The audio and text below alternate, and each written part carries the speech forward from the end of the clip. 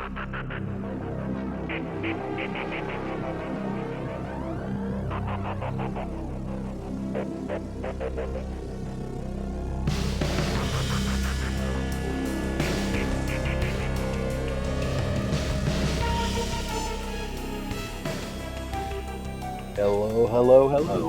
everybody. What is up? Took a little course of action last week. I was a little under the weather, so we're back. So if you didn't read any tweets or texts or whatever, that's where we were last week. That's where I was. I'd like to take a second to thank everybody. First and foremost, a lot of people reached out, which was incredible. Like, I mean, I have friends online, but I mean, some of you I've never even met before, and that was crazy that you reached out. So thank you, Rick. Thank you for holding down the ship. You did so much last week because I could do nothing. I had no desire to do anything.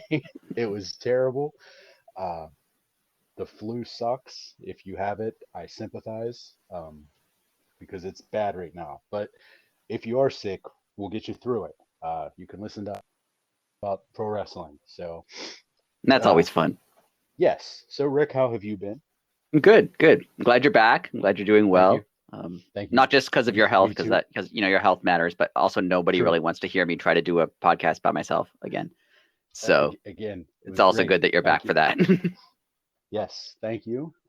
It was a work. I wasn't sick. I was just trying to explain to people how it works. You're just gonna show up mid podcast and be like, "I was lying the whole time." Right. Joke's on you. I tried not to just edit in clips where I was right with our predictions, but hey, I was right a couple times. But as you should have been. I know there was a clip somewhere in one of our podcasts where I said, "I hope that Regal turns and joins MJF, and then MJF turns on him." I know I said that, but I don't remember. I don't remember when I said it. I really wanted to include it, but I didn't know where it was. I mean, as we're going to get into, there's a lot to talk about. Yes, there really is. We're 1 week away from winter is coming, and going into last night, we really didn't know a lot about winter is coming. We know a little more now, and they really set up the Ring of Honor pay-per-view. Yes. So, we might as well start with the Dynamite Diamond Battle Royal. I thought I was going to screw that up. I wish they would have explained this a little better. They made it seem like there was going to be 5 guys in it, and then it turned out to be like a 15-man battle royal. Yeah, I really feel like they didn't know how many people were going to be in it. Like they just booked 5 people and like whoever else shows up for TV, we'll put them in the battle royal. It was a little odd. Because like I think I texted you, was like, oh, there's 2 wild cards, and then the match starts. There's like 45 people. Yeah, I was very confused. And it's one of those things, like it's true for all companies. Like this isn't this battle royal's fault, but like anytime there's a battle royal with more than 10 people in it, with an actual prize, that like the vast majority are not going to win. Correct. Like this was not going to be Captain Sean Dean going on to win, or like Matt Hardy. Very true. Like that was not happening. But it was a good battle royal. It was fun. It was fun. Entertaining. It was very fun battle royal. First and foremost, let's give a shout out to the fans in the front row. We had Santa sitting next to Jesus. Thought that was awesome. I laughed to myself over and over again. At the one point when MJF is talking during the Ricky Starks thing, and Santa put his arm around Jesus. I like because they cut to a sign of Jesus was holding like an MJF sign or something, and they cut to the sign, and then Tony Schiavone was like, "Oh, okay," and then quickly like moved away, like like maybe we shouldn't show Jesus holding up signs. Right. I laughed hysterically. That guy has been pretty sure. I mean, I could be wrong if I'm yelling. The Ring of Honor shows, and all right, like he would always be like sitting on the ramps or like the entranceway, and he would just like glare at the heels like the whole night. That was like his shtick. Like it's like, oh no, they're making Jesus mad. It was. I'm pretty sure it's the same guy. That's pretty good. It was it was phenomenal. But anyways, the second this match started, two things really stuck out to me. First off, Dalton Castle is a star. Yes. A national television star. The things that he brought to the table during this battle royal were entertaining, hilarious, and very Dalton Castle. But the other one, and it was his hometown, Ricky Starks, superstar. Yes, and he cemented that following the battle royal. Yes, following the battle royal, definitely. And one more thing, we'll say there's a third thing. No longer, I think established it last night. Like they called him Jack Perry, not Jungle Boy Jack or Jungle Boy Jack Perry. He was Jack Perry, even though his little Jungle Boy. Right. Yeah, I think it's pretty established, and that makes sense. Yeah, definitely makes sense. And I'm all about if him and Big Bill feud. I know I've talked a lot of smack on W. Morrissey, but we saw what Jack Perry can do with the big guy. Let those two go, and I will be so happy. Yeah, it'll be a good feud. It'll also a Jack Perry versus Big Bill feud will be better than a Jungle Boy versus William Morrissey feud, just based on names alone. Yes, 100%. Yes. Like you said, give everybody credit. Ethan Page, the stuff with him and Matt Hardy right now, I did not think was going to be interesting. It's very interesting. Yeah. I really hope that I feel like Ethan Page and Ricky Starks, I hope that this is going to be like a Brett and Sean feud where like they're always kind of involved with each other. And like they come and go and like they're not or like Austin and The Rock. Like they're not always feuding, but they're always like every once in a while they'll come back together and they'll have another, blow off match or something. I hope that that's what happens with the two of them because they're both really good. Yes, they are. And this battle royal was fantastic. It came down to Ricky Starks and Ethan Page and Matt Hardy, which, contract is owned by the firm. So we're gonna get it again. Last night he almost did it, and then he reeled it back. We're gonna see Broken Matt very soon, which leads to a cinematic match with Ethan Page. I think a cinematic That'd be fun. Match. Yeah. Page is, I mean, if you follow him, he's a big time like comic book nerd and stuff like that. He would really, I think he would embrace the cinematic match like Hardy does, and they would do some real creative things together. Yeah. So I think that's what I hope happens, but that's just me. What I always love, and it's not exclusive to this storyline, but what I love, whenever there's a storyline where like someone owns someone's contract or someone's owns something, person's services. Right. I like that the person like whose contract is owned follows what they're supposed to do. Because like, what happens if they don't follow it?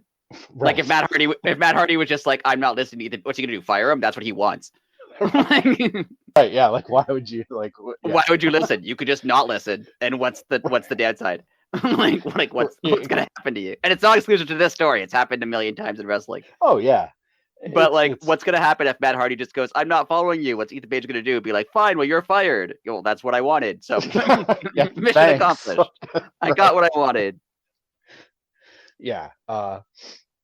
At least with like Wardlow and MJF, they explained it that like MJF was paying him a lot, so Wardlow wanted to keep getting paid. But this is just like Matt Hardy like just listens because he doesn't want to get yelled at.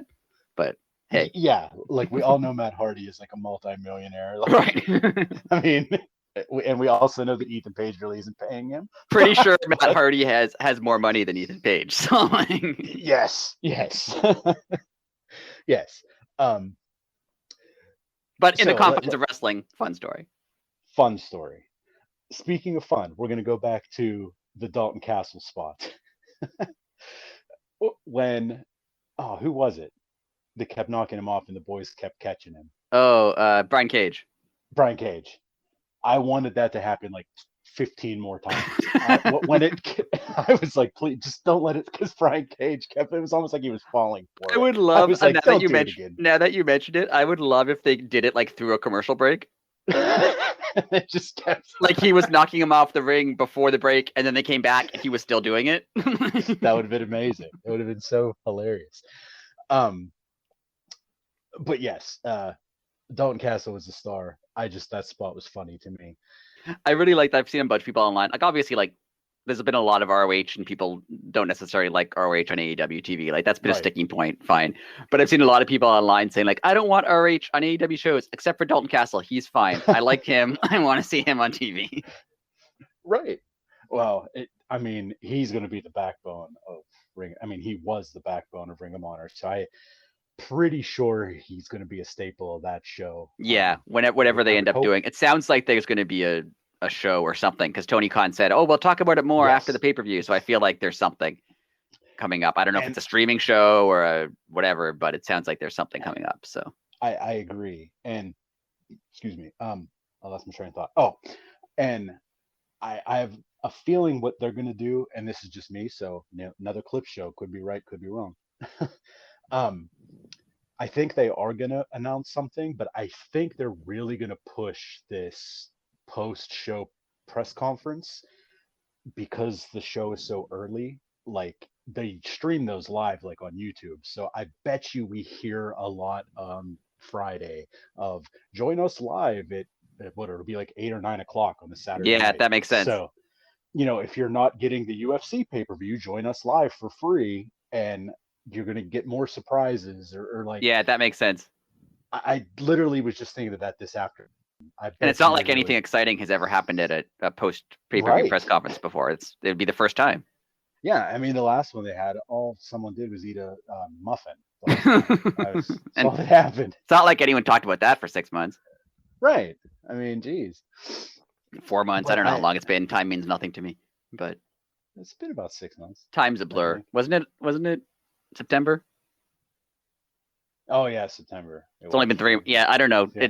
Time is 3 months. This year has both been fast and slow. So you could have said it was a year ago, and I would have believed you. You could have said it was 3 weeks ago, and I would have believed you. Like it doesn't make any sense to me. But yeah, I really think they're going to push that narrative.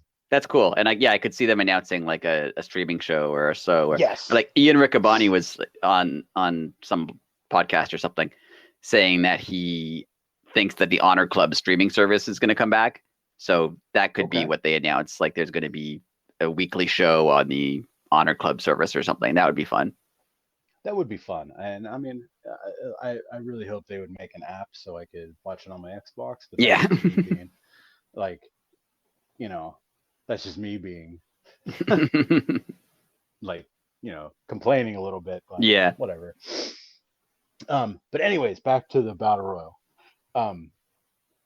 There's probably going to be a lot of going off topic tonight, because a lot has happened. And I mean, not only were we off last week, but just today in general, a lot of breaking news has happened. So yes, and this is this is a really good episode of Dynamite. Just before we get into it too much, like this was one of the better ones in recent months. Like they've had a lot of good episodes. This was really good. This was very entertaining. It flew by. It was a really good show. Yeah, and this going back to the start of the show, it's officially Ricky Stark's time. He won the Battle Royal, and then did they even play his music? They played like half a second of it. Like it started and then it went right into MJF. Right into MJF. Okay. Which I thought was really cool. I loved it. And the thing that I love the most is just like a little nuance that's so pro wrestling, but it just shows you the amount of detail. MJF, the first thing that he says, he doesn't even acknowledge Ricky's win. Right. He says that Danielson is scared of him. Right. So it's like he's just like looking past him already. Yeah. Yeah. Already doesn't even care that Ricky's moment's about to happen. Blah, blah, blah. He just brings up someone bigger. I thought that was a cool little. I think this is the case, but I don't know. Maybe Ricky Starks explained it last week when he cut that promo about wanting to win the match. Is he challenging for the world title and the diamond ring in the same match? I don't know. Because I think he is, because he said, "Oh, I want to take everything from you." So I feel like because they said he gets to pick when he challenges for it. Right. Now, if he does that, he's obviously losing, which Right. I think stupid. Right. Because, like, first off, they wanted this Dynamite Diamond Ring to actually be something, and now it's year 4, and MJF will be the only winner. Like, I Yeah. get it, but if you're not giving it to people, like, I forgot that it was a thing until, like, the internet talked about when MJF went on his tirade. Like, oh Yeah. no, what are they going to do about the ring? I was like, oh man, I forgot. He's the only person that ever won that. I guess like what I think I could see happening is they never actually say, and then Ricky Starks faces MJF for the world title. He's not winning the world title. He's going to lose. MJF wins, retains the title, is celebrating, and then Ricky Starks like rolls him up afterwards and is like, I know this is a separate match. I didn't say I was doing both of them at once. And he takes the diamond ring, but not the world title. See, I like that, except I wish they were more clear. But right. I'll totally take that if that's how they do I could see that's what they're doing, but because he didn't say, but he did say when he cut his promo that, oh, next week I'm going to take the diamond ring and I'm going to take the world title. So I'm assuming he's going for both of them at the same time, but they've never actually clarified that. Yeah, that's a very good point. I mean, I'm sure we'll find out tomorrow. Is tomorrow live, by the way? I didn't think of that. I don't think so. I think it's taped. Rampage. As I saw that with spoilers. I didn't read them, but I saw that they're out there. Okay. So yeah, maybe they'll tell us a little more tomorrow night on Rampage, because that's a little interesting caveat that, you know, the thing that I thought they were going to do is have Ricky win and then face MJF next week and pin him, and then MJF say, "Oh no, this one's for the ring." Right. But they specified that the winner gets to pick. Right. So it's like that threw my theory out of the window. But I thought that would have been a cool little wrinkle in it too. I mean, I could see him deciding to challenge for both at once, because like in storylines, say that this, like, assuming like in kayfabe terms, like wrestling terms, right, Ricky Starks probably thinks MJF's the world champion, so your opportunities to beat the world champion are probably few and far between. So I could see him wanting to do them both at once, to be like, oh, if I win, I get 2 things. This might be the only time I get to beat him. But he could also be thinking, oh, okay, well, if this is my only, I don't want only 1 shot against him. I want 2 shots, and then I could win something, right? Like maybe I'll lose the first one, but I'll win the second one. So I don't know. Yeah, and it's going to be very interesting. It's going to be fun for sure. But I do feel like that is an AEW issue. Sometimes they do tournaments and they award a prize, but they don't actually explain the prize that well. Like I feel like they've done it a couple times. I can't think of a specific example right now, but I feel like there's been a couple times where they're just like, this person won and they'll challenge here, but they don't actually tell you, when they're challenging, or it's always a little, like they don't tell you what's happening until like right before, like someone will win. I can't think of an example, but I feel like someone will win like a number 1 contender match and they'll be like, it'll happen in the future. And then suddenly on Dynamite, they're like, it's next week. Right. But so like, it's fine. Like, it's not a huge problem, but I get it though. I do get it.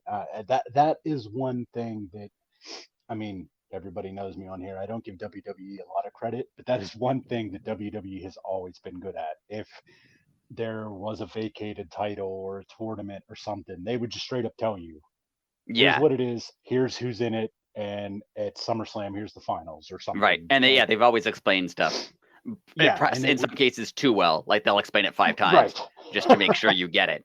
Whereas like AEW is the opposite. They're like, it might happen at some point. Just wait and see.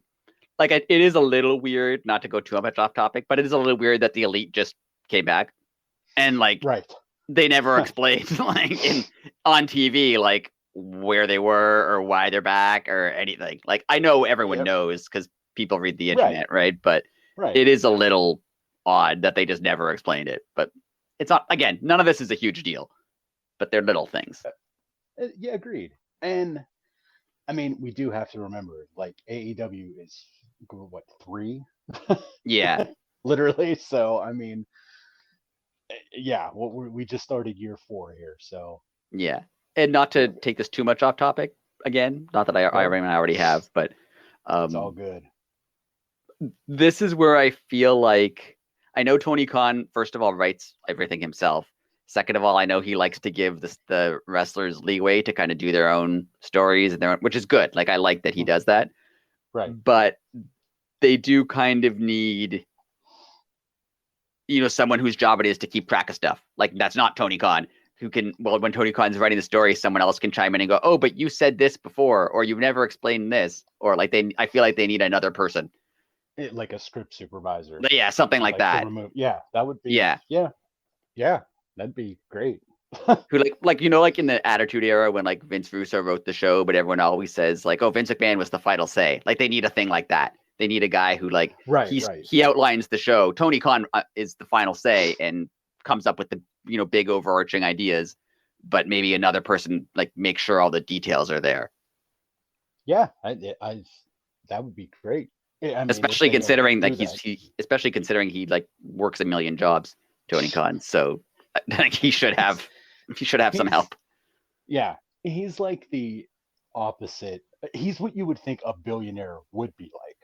Yeah, like most billionaires, like what do they actually do? They just own a bunch of stuff. Like Tony Khan is like, that's what I picture a billionaire. Oh, he owns a football team. Oh, and he runs it. Oh, he owns a wrestling business. Oh, and he runs that. And they bought a separate wrestling business that he also runs. Like, right? Yeah. Like it's like, what do billionaires actually do? Well, Tony I feel Khan like he works too hard to be a billionaire. Like he like right.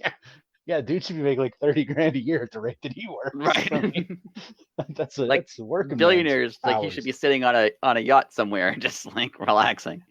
Yeah, just like not even worrying about what's right. Astronomical, like right.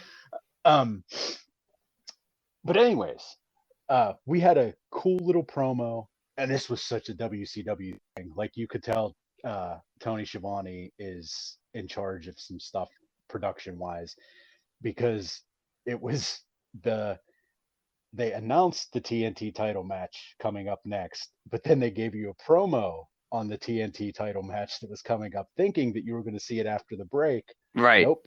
You had a segment with Mox, then the TNT title match. Yeah. It was very WCW thing. I feel like I talk too much about other stuff, and we have to give Ricky Starks props for that promo just a little bit. Oh, before we move on. So good. For sure. Like MJF is great on the mic, obviously, and Ricky Starks, like, yeah, he's a little less smooth than MJF. Like he stumbled over a couple words maybe here and there, but like he hung with him, and he cut a really that was a superstar promo for him. That was a superstar, 100%, and he speared him literally out of his shoes, which was cool. Speared him out of his shoes, and if you little throwback to Punk in there, MJF kind of spun us, and he called Ricky the Pebble, whereas Punk called him a second-rate Miz. Very nice. So I definitely thought that was a cool little wink and nod that like, hey, CM Punk still works here. Yeah, and I mean, Ricky Starks is like, he's not going to win the world title, like we said, but this is a good a great opportunity for him to like, now he's a main eventer. He'll come in, he'll have a good match, he'll lose, but he's in the main event now. Right, and I read online. I think it was either Sean Ross Sapp or Meltzer or something. They gave their opinion on what they think they should do with Starks, and it was weird because they never do that. And it was super cool. They said if what they would do is they would set this up, have him lose to have Ricky lose at Winter is Coming, and then for the next year just have Max blow him off, and then give Ricky the rematch at Winter is Coming next year. All right, that's cool. That's what I was like that. Man. Because I mean, we all know MJF. MJF even said last week, or I'm not going to be defending this all the time. I'm not going to even be here all the time. Right. And then just to get under Ricky's skin, be like, "Oh, Ricky, we'll talk next week," and then have MJF no show. Yeah, that's cool. Like, I like that. Just for a year dodging. That would be so cool. I like that. I liked it too. I was like super pumped. That is very old school. But that's super like heel stuff too. I really do feel like this episode of Dynamite it was like not that the recent episodes of Dynamite have been bad. Like we've talked about them every week and we've been entertained by them. Like I'm entertained by Dynamite every week, whether or not it's the greatest show in history or a very good show. But like every week I'm entertained by it and I like the show. Like I've never watched one and thought, oh, that was bad. Like that's never happened. 100% agree. But storylines have been slightly off here and there, and there's numerous reasons for it. I mean, starting in the summer, there was a million injuries, and Tony Khan himself said that there were plans to have. First of all, there were plans to have FTR team with CM Punk in the summer, and then Punk got hurt. So that threw out a whole bunch of storylines. There were plans. The firm was basically, Stokely said, was basically created to feud with CM Punk, and that didn't happen. Mox was never supposed to be world champion. This is supposed to be an MJF CM Punk feud. So like that, everything got thrown off a lot. And you could tell, like it was a bit less focused. It was still good. Like all the matches were good. The episodes were entertaining, but like it was a bit less focused. But this episode felt like it was getting back on track to where they want to be. Like they can set in place long-term storylines now, like a Ricky Starks MJF thing or a Bryan Danielson story that can last a few months or a year. Like they're now back at that spot again. So it's exciting. Very exciting. And I agree. It did seem like it was back on track's a good analogy. Like it was an old pre all the things that happened in the fall AEW. Yeah, because like starting with like pre Forbidden Door till now, everything's kind of been a mess. I mean, there was injuries. There was Adam Cole was out, CM Punk was out, Hangman Page was out. Like there was numerous stuff went wrong, and now it seems like it's guy bit a guy. I mean, a dog lost a tooth apparently, and right. I mean, so now everyone's back except for one person. Everyone else is back. So I feel like they can go where they want to go now, and that's exciting. It is, and now we can go to Mox's promo.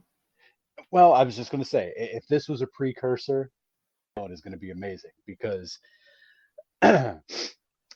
Mox. I mean, you could give Mox 5 seconds after he woke up while his coffee's perking in the Keurig, and he'll cut a promo on you. And it's probably gold.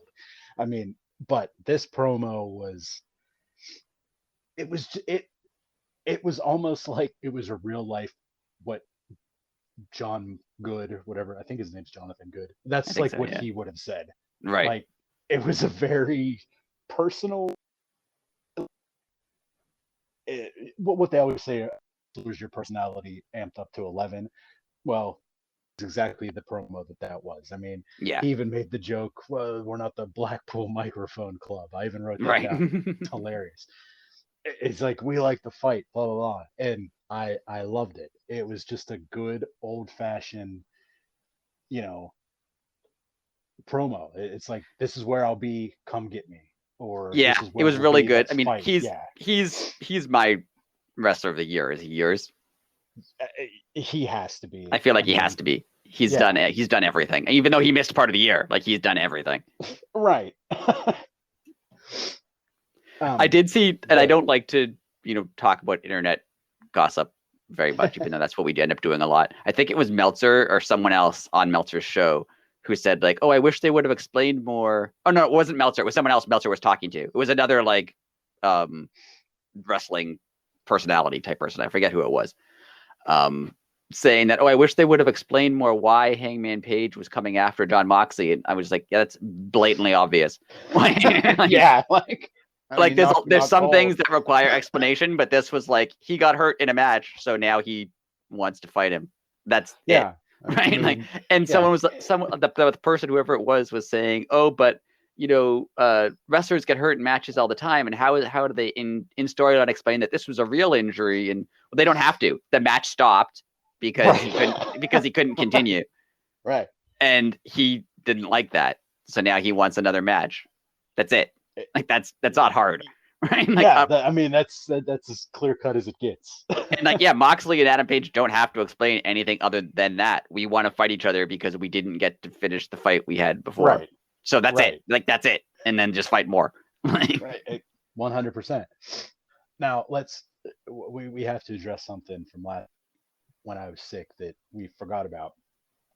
If from this moment forward, if there's ever a neck injury in AEW, do not let anybody at ringside put the neck brace on. It made William Regal leave the company. Yeah, was them putting the neck brace on his mouth funnier than putting the breathing mask on MJF's eyes? Yes. Yes. And why can't they do those things? Like, I know they're not real doctors. I get that, but like, they're actors. So like you know where a neck brace goes. It's in the name.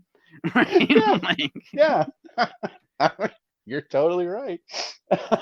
I loved that. That was hilarious. And I could just picture Regal not wanting to move it because he's supposed to be injured, but like thinking the whole time, why is it on my mouth? This is so stupid. What are you doing? Yes, you're ruining this.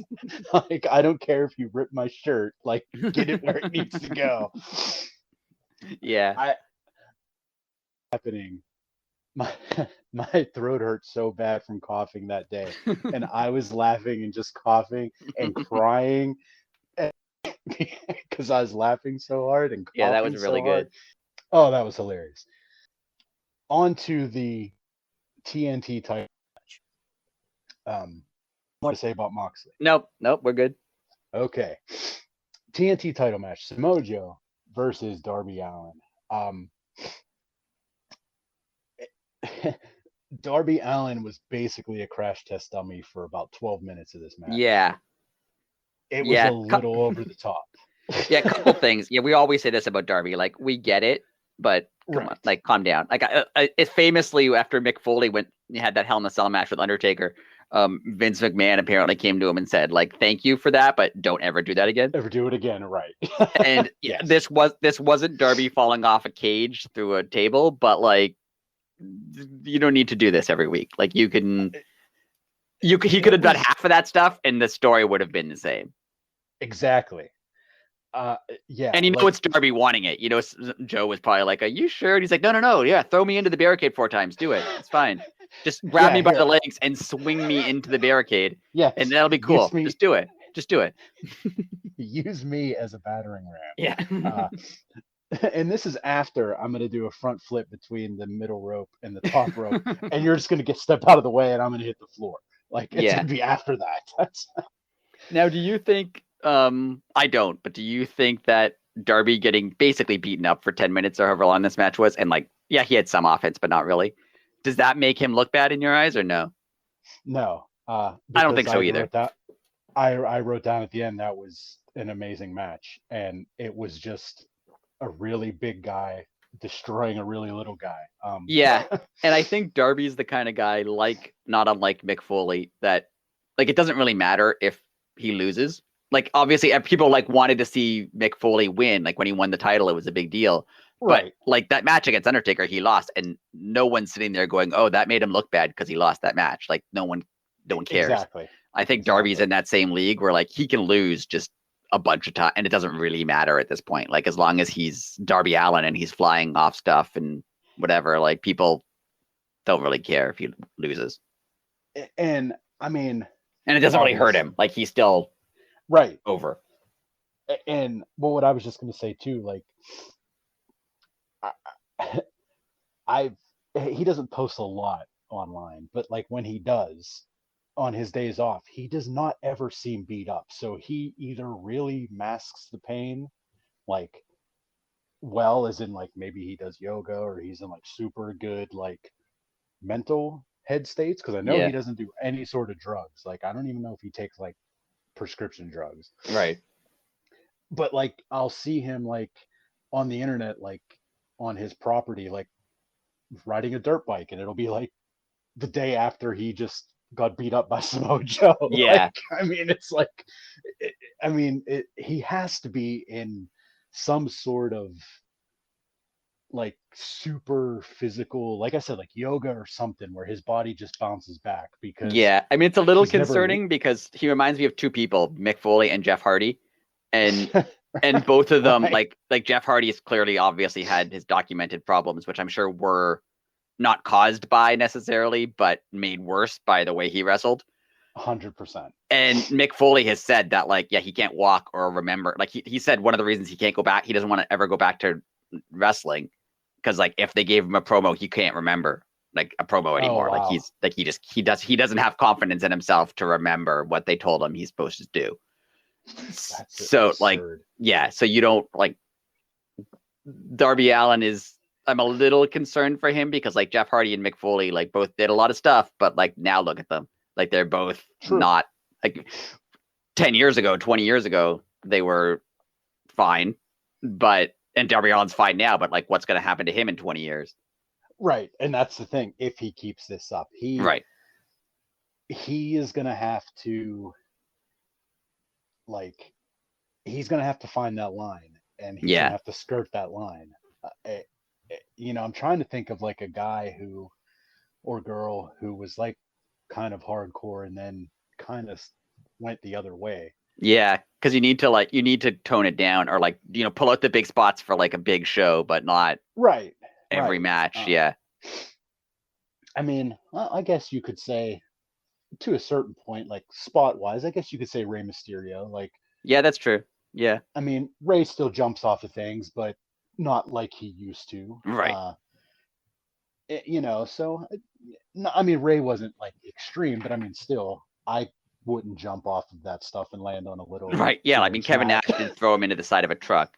Yes, that is true. So, but anyways, yeah, I hope he can find a way to bridge that gap that he's in right now, because, like I said, he just got beat up, and I thought the match was great. It was entertaining. Like, I hate to say that because it's not like he didn't do anything, but right, it was him getting things done to him that made it exciting. If that's horrible for me to even say, but I mean, there was a story attached to it. Like, the story he outlined of, like, you'll have to kill me to stop me. So, I mean, there was a story attached to it. So, but Samoa Joe wins. He chokes Darby clean out. Darby didn't even tap. As Taz said, he was probably too proud, which, again, if you're Darby Allin, somebody can say that about you, and it kind of puts you over. Right. Like, there's certain guys that you could say that with. Like, you could say that about Danielson, Moxley, Darby.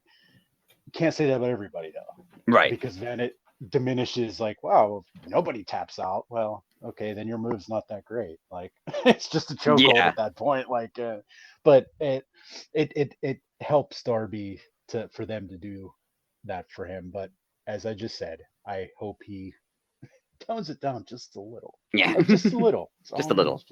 And then Wardlow came out. Which obviously saw that coming from a mile away. Yeah. I like this feud that I think we're going to get, because the one thing that happened in a three-way match that I don't know how they never turned into a story before, but not have the champion get pinned. That happens all the time. Right. But then have the champion acknowledge that and say, well, you never beat me. Right. Like, it's so simple. How's that never been done? Or maybe it has been done, but I really hope that this leads to Wardlow against Joe. Hopefully Wardlow winning, and then moving on to Hobbs, because Hobbs can say, well, you beat Joe beat me, but you didn't beat me, and then have a match between the two of them. Right. And then obviously Hobbs has to win, right? And at some point, hopefully somewhere, wherever he may be, Miro might come back. I was reading about Miro today. Did you hear the news? Yeah, apparently they don't have a story for him, which is insane. Don't have a story for him. Which is insane to me. Like, if that's true, which I don't know if that's true, because that sounds insane. But well, I have a theory, but go ahead. The only thing, two things. One, if you don't have a story for him, just have him go out and wreck people. Like, that's fine. The other thing is, I think all of this, like we know Tony Khan doesn't like changing plans. So I think this somehow involved either House of Black or CM Punk or FTR or somebody who's not currently available for a storyline, and their absence screwed up the storyline. Like, maybe he was supposed to feud with Malachi right after All Out, and then Malachi wasn't around, so they put that on the shelf, and now I don't know, but I hope he comes back soon. I agree. I hope he comes back soon too. And I hope he's not Kip Sabian's person, because Kip Sabian seems to be hinting that he knows someone, and I think it's not gonna be Miro, but I hope it's not Miro. Oh, okay. Oh, that'd be sick though to have Miro. What if Miro won the All Atlantic title? I mean, that'd be a short title reign for Orange Cassidy, but right, you'd at least have another international person right, with the All Atlantic title. Personally, I think what happened is a little bit of what you said. I think there were other plans for him, and then when those plans fell through, I think he might have went and got himself maybe another acting gig or something. And or now just take it, or just taking the opportunity to take some time off. Like, oh, you're not using me. Like, you don't have a storyline for me. Okay, I'm gonna go on vacation or yeah. Yeah, and when you do, let me know. I'll be there. Right. So I think it was kind of like a mutual thing. Like, hey, if we're not going to do this, then instead of just hastily doing something, let's transition into what, if there was like a whole storyline where there was part A, B, and C, well, instead of starting something new, let's just start at part B. We'll let A, if it was supposed to play out till winter is coming, have him come out next week or at the first of the year, and then just make that still part of the story, but right. the first part. Yeah, I could see that. And yeah, I could see that too. Like, again, Miro's a guy, he doesn't need money. He doesn't need to be on TV. So if there's nothing for him and he just wants to sit at home and right, hang and out, he's not like an indie guy. Like a lot of guys who weren't being used would like be wrestling on the indies right now because they just want, like, I don't think that doesn't seem like Miro. He seems like a guy who's like, if he doesn't need to wrestle, he's fine just like hanging out. I think I told you before, like he said every time he got a pay-per-view bonus from WWE, he bought another rental property. Oh yeah, you did tell me that. So he owns like 10 rental properties in like Florida or something, and just like that makes money. Like that's all he does. That's a great idea. Yeah. I mean, it's a wonderful idea because especially in the world of wrestling, like tomorrow is not guaranteed. Yeah, I mean that's what he was saying. Like when he was talking about it, he said, I forget what, he was on a podcast or something, and he said he realized at whatever point in his career, however old he was, that like he's like, I can't do this forever, and I don't want to be a guy who wrestles for 20 years and then has nothing at the end of that. Right. So I'm just gonna start investing now, and if my wrestling career continues for 20 years, great. Then if it doesn't, great, I'm fine too. Yeah. Right. And you're just setting yourself up for success. I mean, right.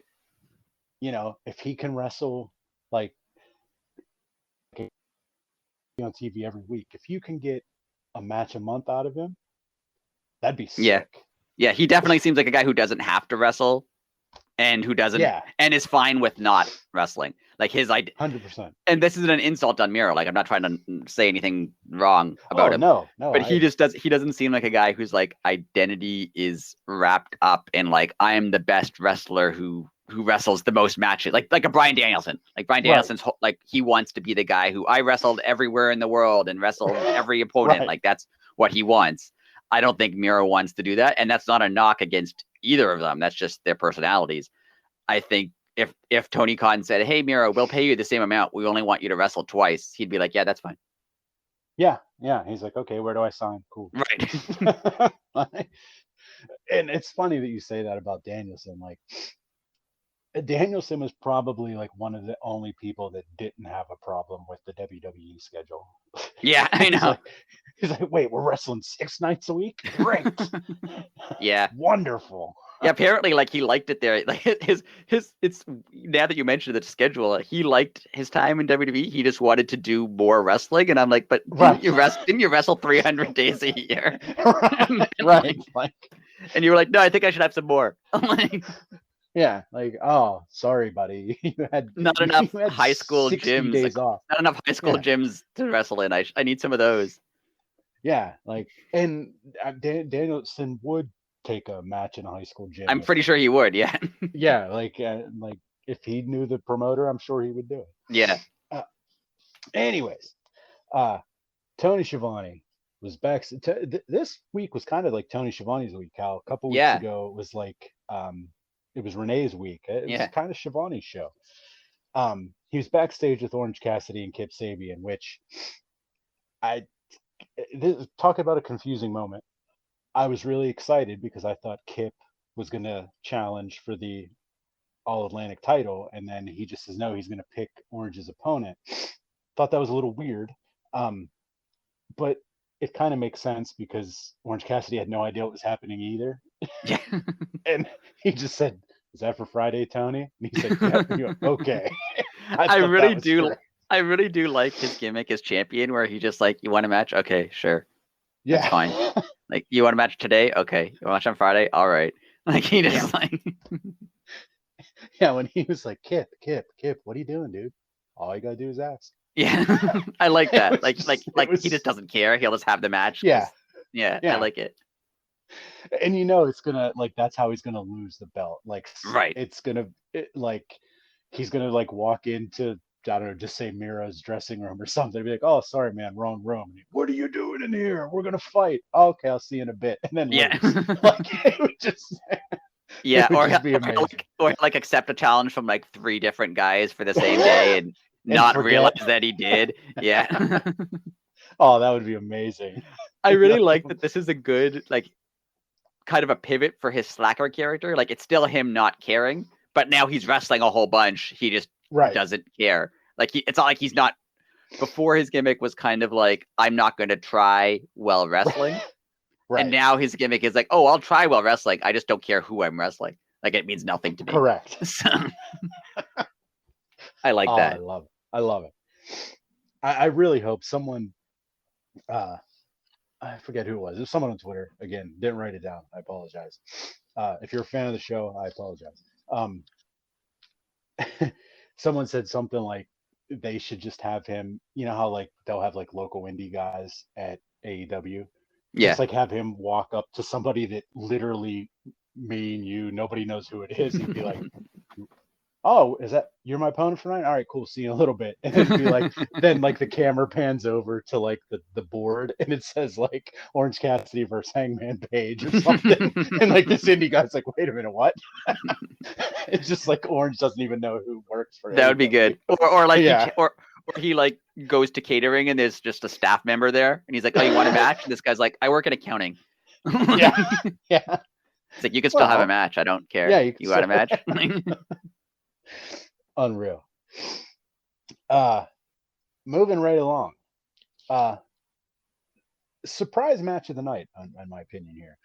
Jake Hager and Daniel Garcia versus Claudio and Wheeler Yuta. Jake Hager, all you had to do was give him a hat. Who would have ever known? Yeah, for 10 years or 15 years, they've been trying to come up with gimmicks for him, and all they had to do was give him a hat that he liked. Apparently, he had to like it. He really likes it. Maybe. Yeah. It is just a great gimmick. It is hilarious. It is the most WWF Attitude Era gimmick. Yeah. I love it. And it's so good because, what's his gimmick? He has a hat that he likes. That he really likes. That's his gimmick. That's it. And I like how he thinks that, if he just presents you with the hat that he likes and you accept it, that you're friends. Yeah. He keeps trying to give it to Claudio. It's so good. And when Claudio kicked it and Hager shook the ropes and stomped his feet, it was so good. It's such a silly gimmick, but it's so funny. Yes. 9 times out of 10, those are the gimmicks that work. Right. I mean, and he's all in on it. If you've seen his Instagram, he's he wears it everywhere. He goes out to dinner. He's wearing. He had a shot of him pumping gas. Pumping his gas. That was amazing. No shirt and pumping his gas was great. Again, this match was surprisingly good. Not that it should have been, but I just didn't think that it would be as good as it was. I don't know why. Talk about, the year's ending here, but what a year for Wheeler Yuta. Yeah. Seriously, 11 months ago, if you didn't watch AEW, you had no idea who Wheeler Yuta is. Right. So now, the WWE fans actually make fun of him because he's apparently trash and nobody knows who he is. But yeah, you didn't even know who he was a year ago to make fun of him. So, what a year. It's been good for the. No, I wouldn't say downside because like Blackpool Combat Club has been cool, but it hasn't been like the overarching, they're going to train a bunch of young guys stable that I thought it was going to be when they proposed it. Same here. Yes.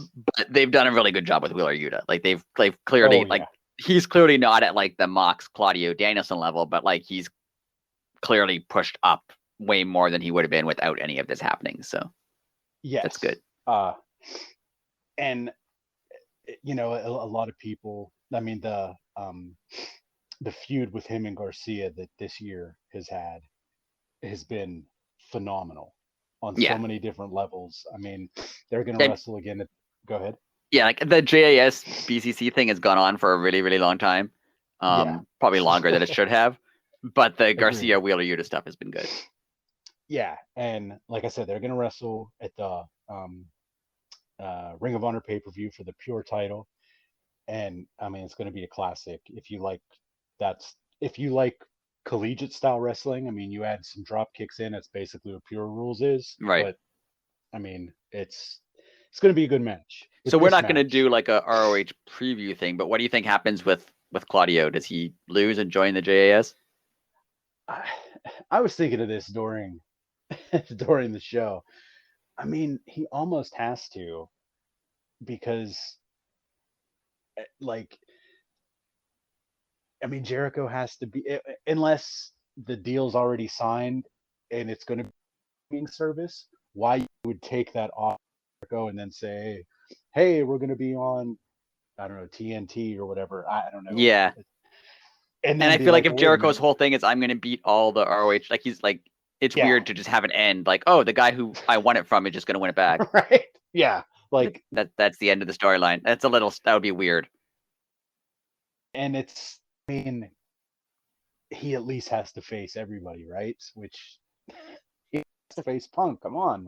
Yeah. I mean, that's the ending that makes the most sense. If they can work something out, that would be the obvious ending to this. But I kind of hope he joins the JAS. And I mean, the Blackpool Combat Club, it sounds like they're still going to be allied, but I can see them being like a stable where they don't necessarily come out together or don't necessarily, tag with each other, but like they're all still friends. Like if they need a partner, they have one of them there. I don't think they're going to be like a full-time stable where like they're always around one another, but they're not going to break up and fight. I don't necessarily think either. But I do think I could see Claudio teaming with Hayter again. I mean, because they were a team in WWE, and Hayter trying to make him do like sports entertainer stuff while him just wanting to wrestle would be funny. Yeah, it'd be great. That would be funny. Like he keeps trying to get him to wear the hat, like stuff like that would be fun. Yeah. There's nothing wrong with that. I'd be all in on that. And I know some people I saw online were upset, like, oh, he left WWE because he didn't want to do this anymore. And now he is just basically doing the same thing. Like he's in a tag team with Jake Hager doing sports entertainment stuff.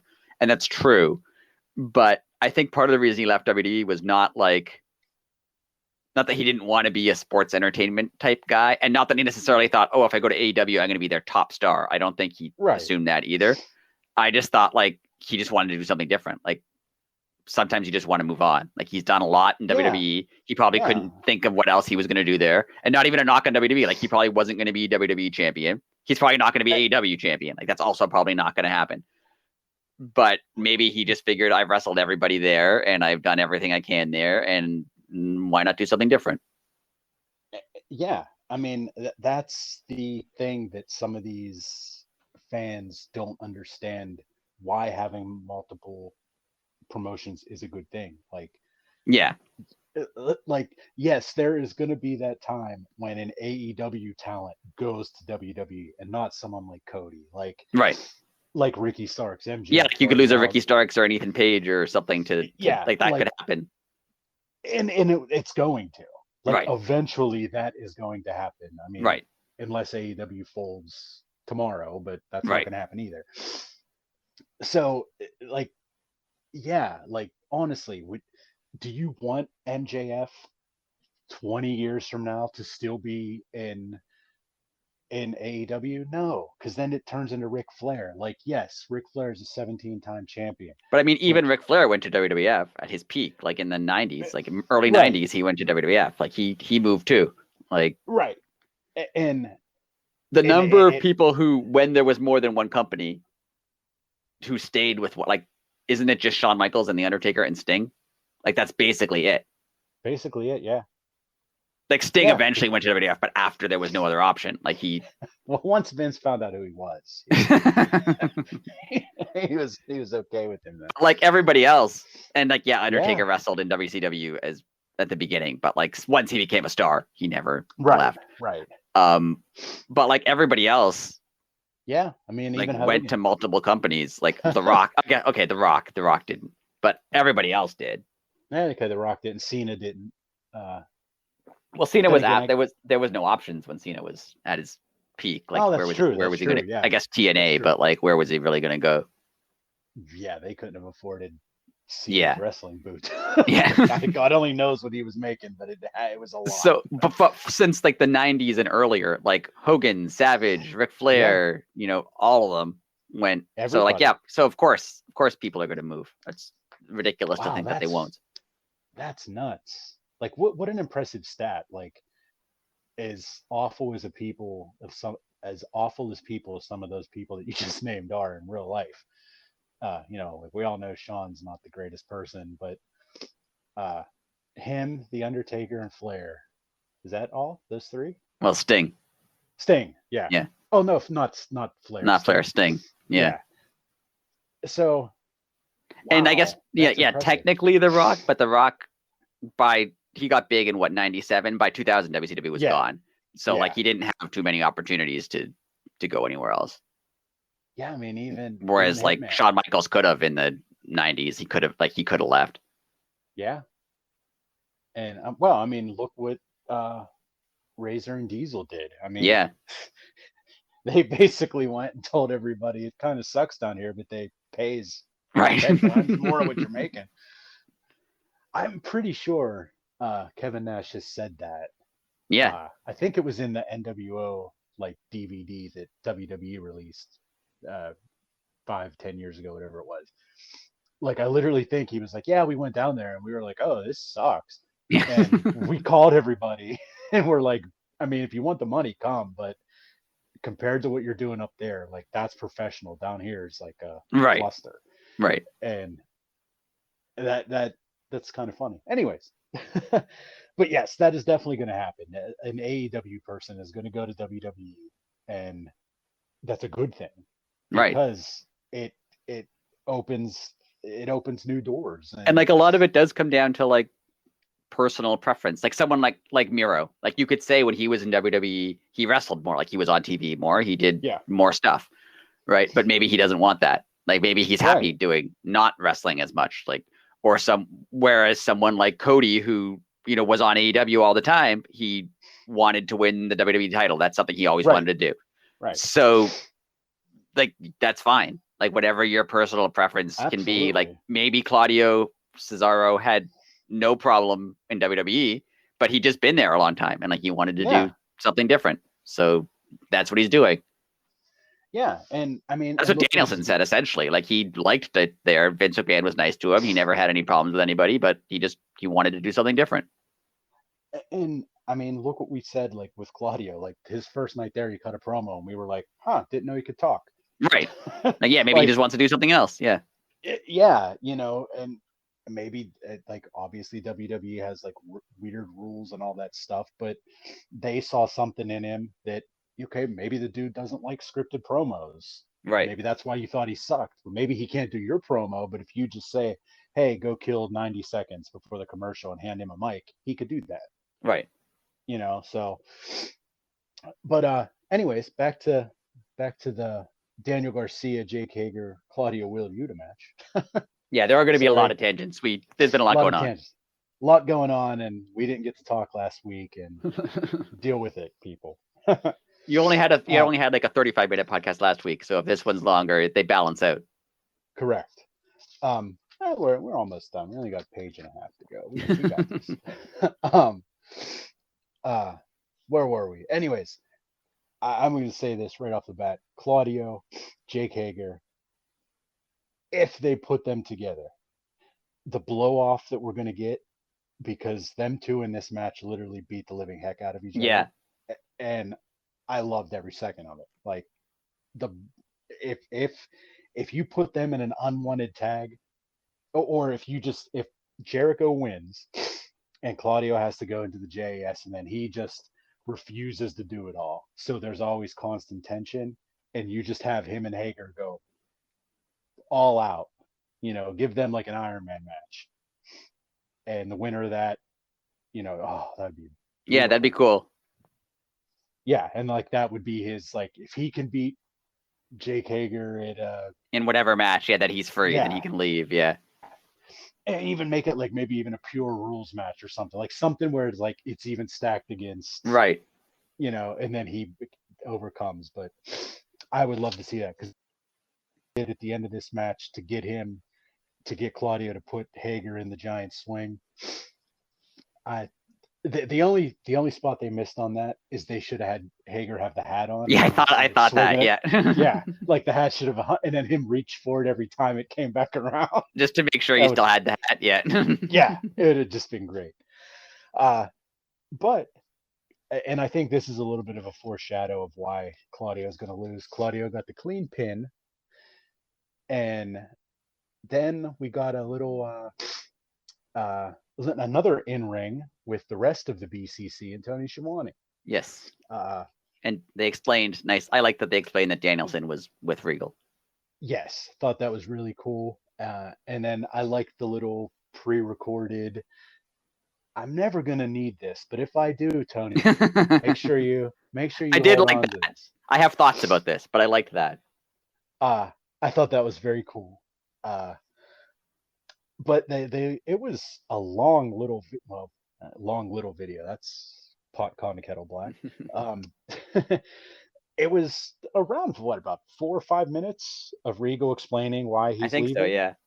And basically said that he's going to be Blackpool Combat Club for life, blah, blah, blah. There's only one lesson left for you guys to learn, and you're going to learn it here tonight, and it's that you don't need me. Well, we all found out last week that Regal wants to go back to WWE to be with his son, which no faults to that. Yep. Tony Khan opened up about it. His mother had some Tony Khan's mother had some health problems, and Regal basically said, I'm not going to tie your hands back, but I have something to talk to you about, and just kind of remember what's going on with your mom when we're talking. And I thought that was a really cool way to put it, because, I mean, Regal's not being shady there. Regal's just being honest. Like, yeah, I want to go work with my kid. I don't have a lot of time left in this business, and I don't know where I'm going to be in 3 years. I don't know where he's going to be in 3 years. I want to work with him. So, yeah. Hey, Tony, let him go. And why would you keep him? Like, right. And it's not like it's different, I think, because he's not a wrestler. Like say like Malachi Black wanted to leave, and the rumor is that he did. And he has a wife or a girlfriend, I don't know if they're married or not, who works in WWE. So I could see him making the same argument, be like, oh, why didn't they listen to Malachi Black? Well, Malachi Black is a wrestler. Like There's way more money to make with Malachi than right. Regal. And not knocks on Regal. Like Regal's valuable in a lot of different ways, but he's not a wrestler. Right. And he's not going to WWE to be a wrestler. Like he's not going there to according to what we've heard, like his release doesn't, like, he can't even be on TV for a year or something in WWE. So this is a totally different situation. So yeah, good for Tony Khan to let him go. Like it was obviously like Tony Khan said, like he had to think about it. It was like it wasn't a snap decision. But I mean, you don't want someone working for you, especially because he's supposed to be in like a training, mentoring type role. If he's not happy there, like that's going to come across in everything he does. So well, that's what I was just going to say. And especially being a mentor, like you get somebody who doesn't want to be there every day, they're just going to cause problems.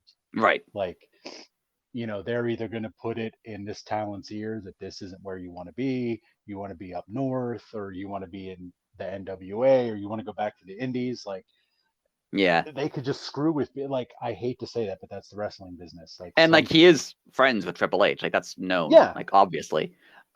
So yeah, if he was working for AEW and not happy there, and he's friends with Triple H, like who knows what he's telling people, right? Like, he could be saying, "Oh, when I was in NXT, it was way better. Triple H is a nice guy. I have his phone number if you want to call him."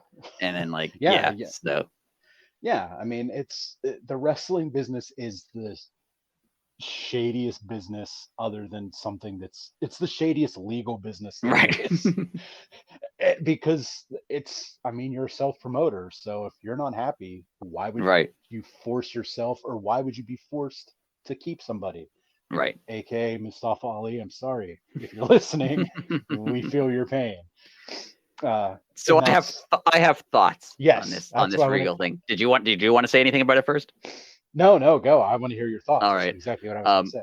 It was nice. Like, it was a nice send off. Yes, it was. Regal's obviously like, a legendary figure. It was great for him to have like an official send off that was like, it was kind of in character and out of character. Like, it was in his on-screen character, but also everyone knows what's going on with him. So he had like a nice little off-screen, William Regal, or whatever his real name happens to be, the person, and William Regal, the character. So that was nice.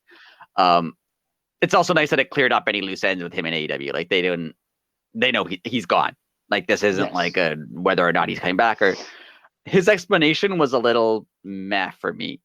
Like, I like the part that he said, "You never needed me, so that's the lesson that I'm teaching you by leaving." Like, I like that part. I thought that was good.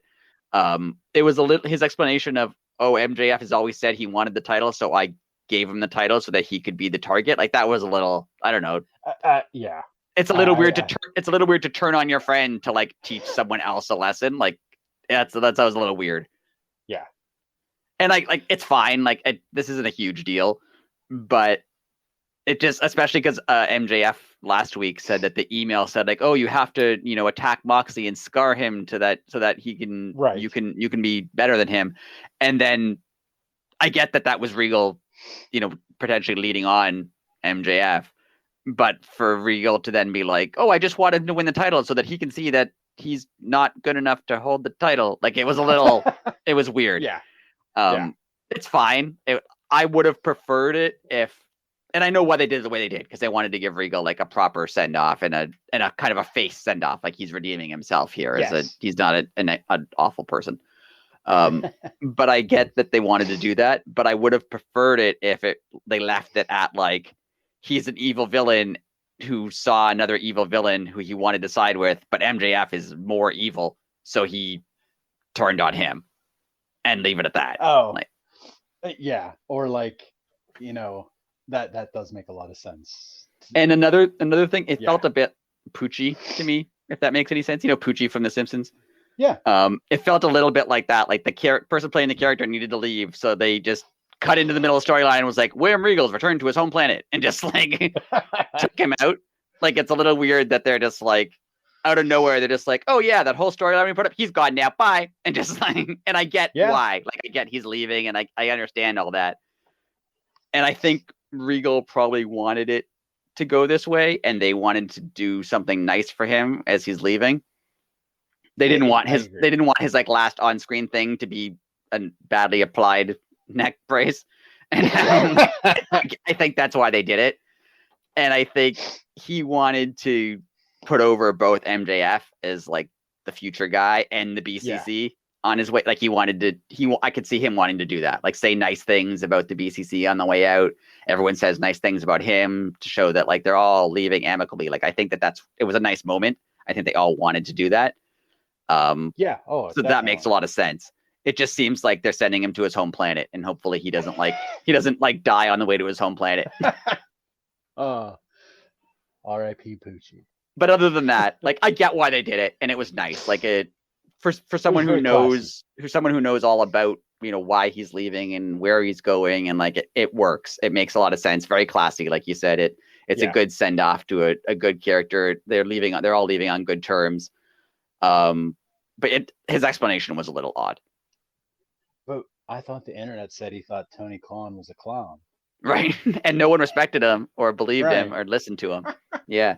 It's almost like they don't know what they're talking about. Really? The internet doesn't know what's going on? Yeah. It's a little. I know. I'm shocked too. Weird. Anyways. And I do like that they went from that segment to Moxley being like, okay, whatever. We're gonna fight people and we're gonna win matches. Like, yeah.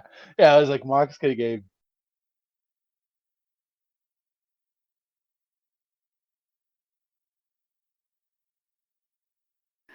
I like that. It was great.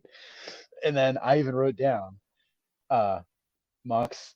I just thought this was a really cool line. Mox ended with "Pro wrestling is about to make a statement." Yeah. Okay. I'm just gonna put you on the spot right now. What do you think that means?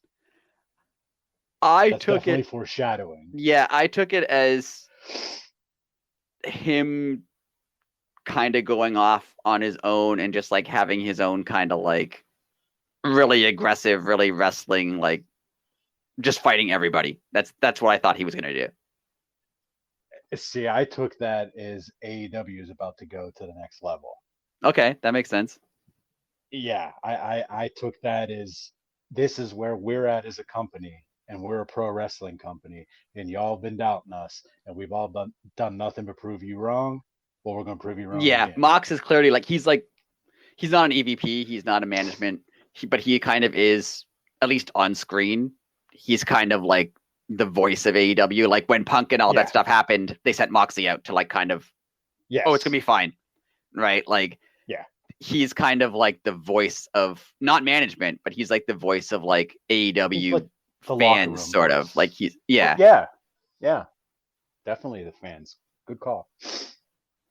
But that's the way I took it. I took that as like, we are a pro wrestling company. We are not a sports entertainment thing.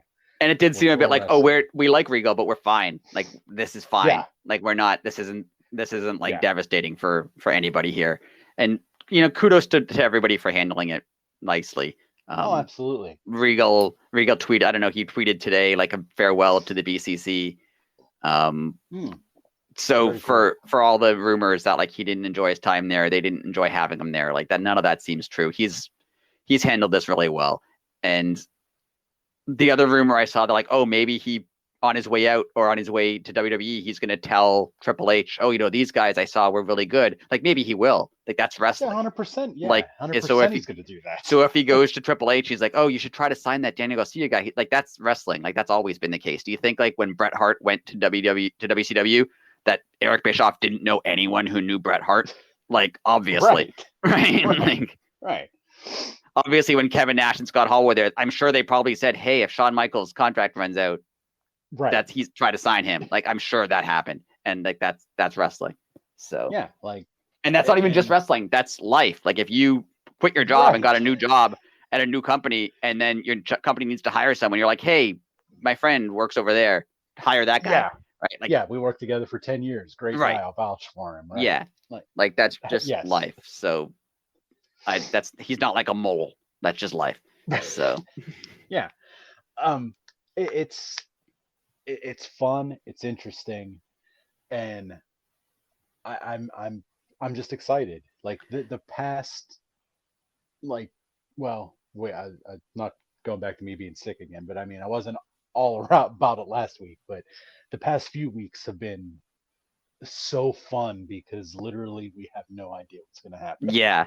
Do you think that this Regal stuff puts, Tony Khan and Vince McMahon obviously weren't not only not friends, but like Tony Khan didn't like the way Vince McMahon did business, from what I can tell. Didn't like the way he ran his companies, or didn't like, him as a person. I don't know if Triple H and Tony Khan had any sort of relationship, but I feel like they had some animosity with each other when Tony Khan was upset that they booked an NXT show on the same day as a AEW show. It seems like there was some animosity brewing between them. Like, Billy Gunn didn't let Billy Gunn go to the DX reunion unless they announced that he was from AEW. Like, it seemed like they were very combative with one another. Do you think that this maybe softens that a bit with Triple H? Like, oh, maybe, I'm not saying they're going to work together or run a show together or anything like that, but maybe if Tony Khan needs a favor at some point, he wants someone to be on a show or something, like, oh, Triple H will think, oh, he let Regal go, that was nice. So maybe we'll work with them. Maybe we'll give them the thing that they want next time. I believe yes, because Regal is a good guy to have on your side, and the people that Regal knows just in the business, like, he'll go to Triple H, say they want to show when Danielson won the title at Mania. Right. Say they just want to show that clip, and they'll say, yes, WWE's WrestleMania, whatever number. Right. Like, this is when that happened, blah, blah, blah. I mean, you're going to have Jim Ross calling Triple H. You're going to have Tony Schiavone calling Triple H. Like, I think Triple H, he plays the super tough guy, but you saw all the things that he did for wrestling and wrestlers. Like, I mean, he got Bruno Sammartino to come back to WWE to get, I mean, yes, it was to get in the Hall of Fame. And I mean, they basically buttered him up and but he bridged a gap that was like 30 years. Right. I think he's a pretty ruthless business person. Like when he wants to plan all the NXTs around the world, like his job is to run the other indies out of business. Like that's what, like 100%. Business wise, that's what he wants to do. Like I'm not saying he's like he's a nice guy who just wants wrestling to thrive. Like no, he wants WWE to thrive. Like that's his job. Yes. So of course that's what he wants to do. But I do think he doesn't have like the personal long-term grudges that like Vince McMahon has. No, because Vince would have the Hillbilly Jim told him one time that Sting didn't shake his hand. That's how he wrote Sting off. Like, yeah, like how, yeah, that was like, it. Like Bruno Sammartino, like they had a fight in like the 70s or something about something. Yeah. And so Vince is just like, I can never work with you. Like, I don't think that's good. I don't think Triple H is like that. No, I don't think so. What an insane human being. Like, and it's probably something stupid. Like Bruno was like, no, I've been the champion for 5 years. It should be 6, Vince. And Vince is like, no, you have to lose it now. And then I feel like, and stupid. I don't know this at all, but I really feel like it has something to do with like Bruno Sammartino's son. Like he wanted to tag with him, or he didn't want to tag with, or something. Like I feel like it was something like that. Like I believe you're right now that you say that. Like I don't know what the specifics of it were, but it was something stupid like that. And I think you're correct now that you say that, which is funny that, I saw Bruno Sammartino. I never saw him wrestle, but obviously he's from Pittsburgh. Like he would be at Comic Cons. He would be like sometimes literally show up at like local indie show if they would. Obviously they paid him, but I have seen that guy more in person to the point that I wasn't even starstruck anymore.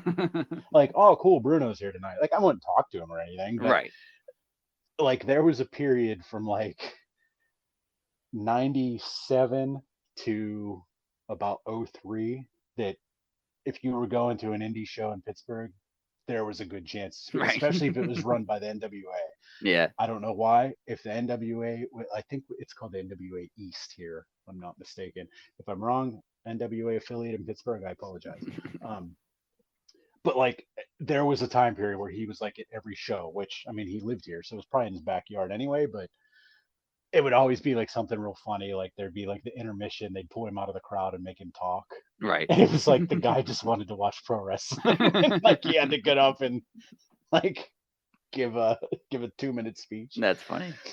But yeah, I definitely think that AEW is going to survive without Regal.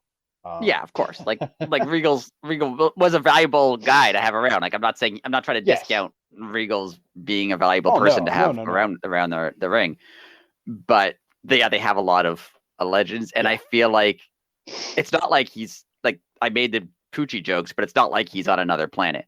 Like if he, like, people have this idea that like wrestlers hate the people in the other companies. But I remember someone asking Ricky Starks, like, oh, you used to ask Cody for advice. Who do you ask now that he's in WWE? And he's like, I asked Cody. Like, right. he's still alive, right? Right, like, yeah. Well, I am surprised though that WWE doesn't have their own phone network. only their people can only call other independent contractors who are working with WWE. But yeah, or legends. Like if Wheeler Yuta wants to ask William Regal a question, it's not like he can no longer do that. Like he can still talk to him. Right. So like, yeah, he's not going to show up at an AEW show and like coach people, but like they can still speak to each other. So it's not like that's dead forever. But it also does seem like William Regal had fun in AEW. Like 100%. I think he liked being with Mox and Danielson. I think he thought it was fun to be like with Tony Schiavone and Jim Ross again, like guys he's known for a really long time. Like I think he enjoyed it. Obviously, like he wants to go work with his son. And, yeah, the Excalibur stuff was hilarious. It was great. I love that they never explained it either. He just like started hitting on Excalibur. Like that was great. Right. But I think he had fun. I think he enjoyed himself. And like WWE it makes sense too. Like he's worked for WWE on and off for 20 something years. So like, yeah, of course he wants to go back there. Like that makes perfect sense. I would. It's like I wouldn't be surprised if in 10 years.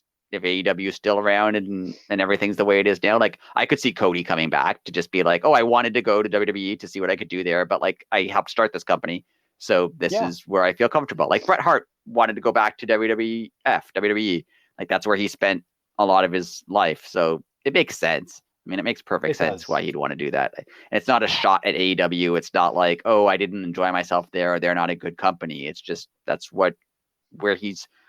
Even without his son, like that's where he's used to working. That's what he wants to do. It was weird that they ever fired him. Like that made no sense. Yeah, so zero sense. So him going back there makes a lot of sense.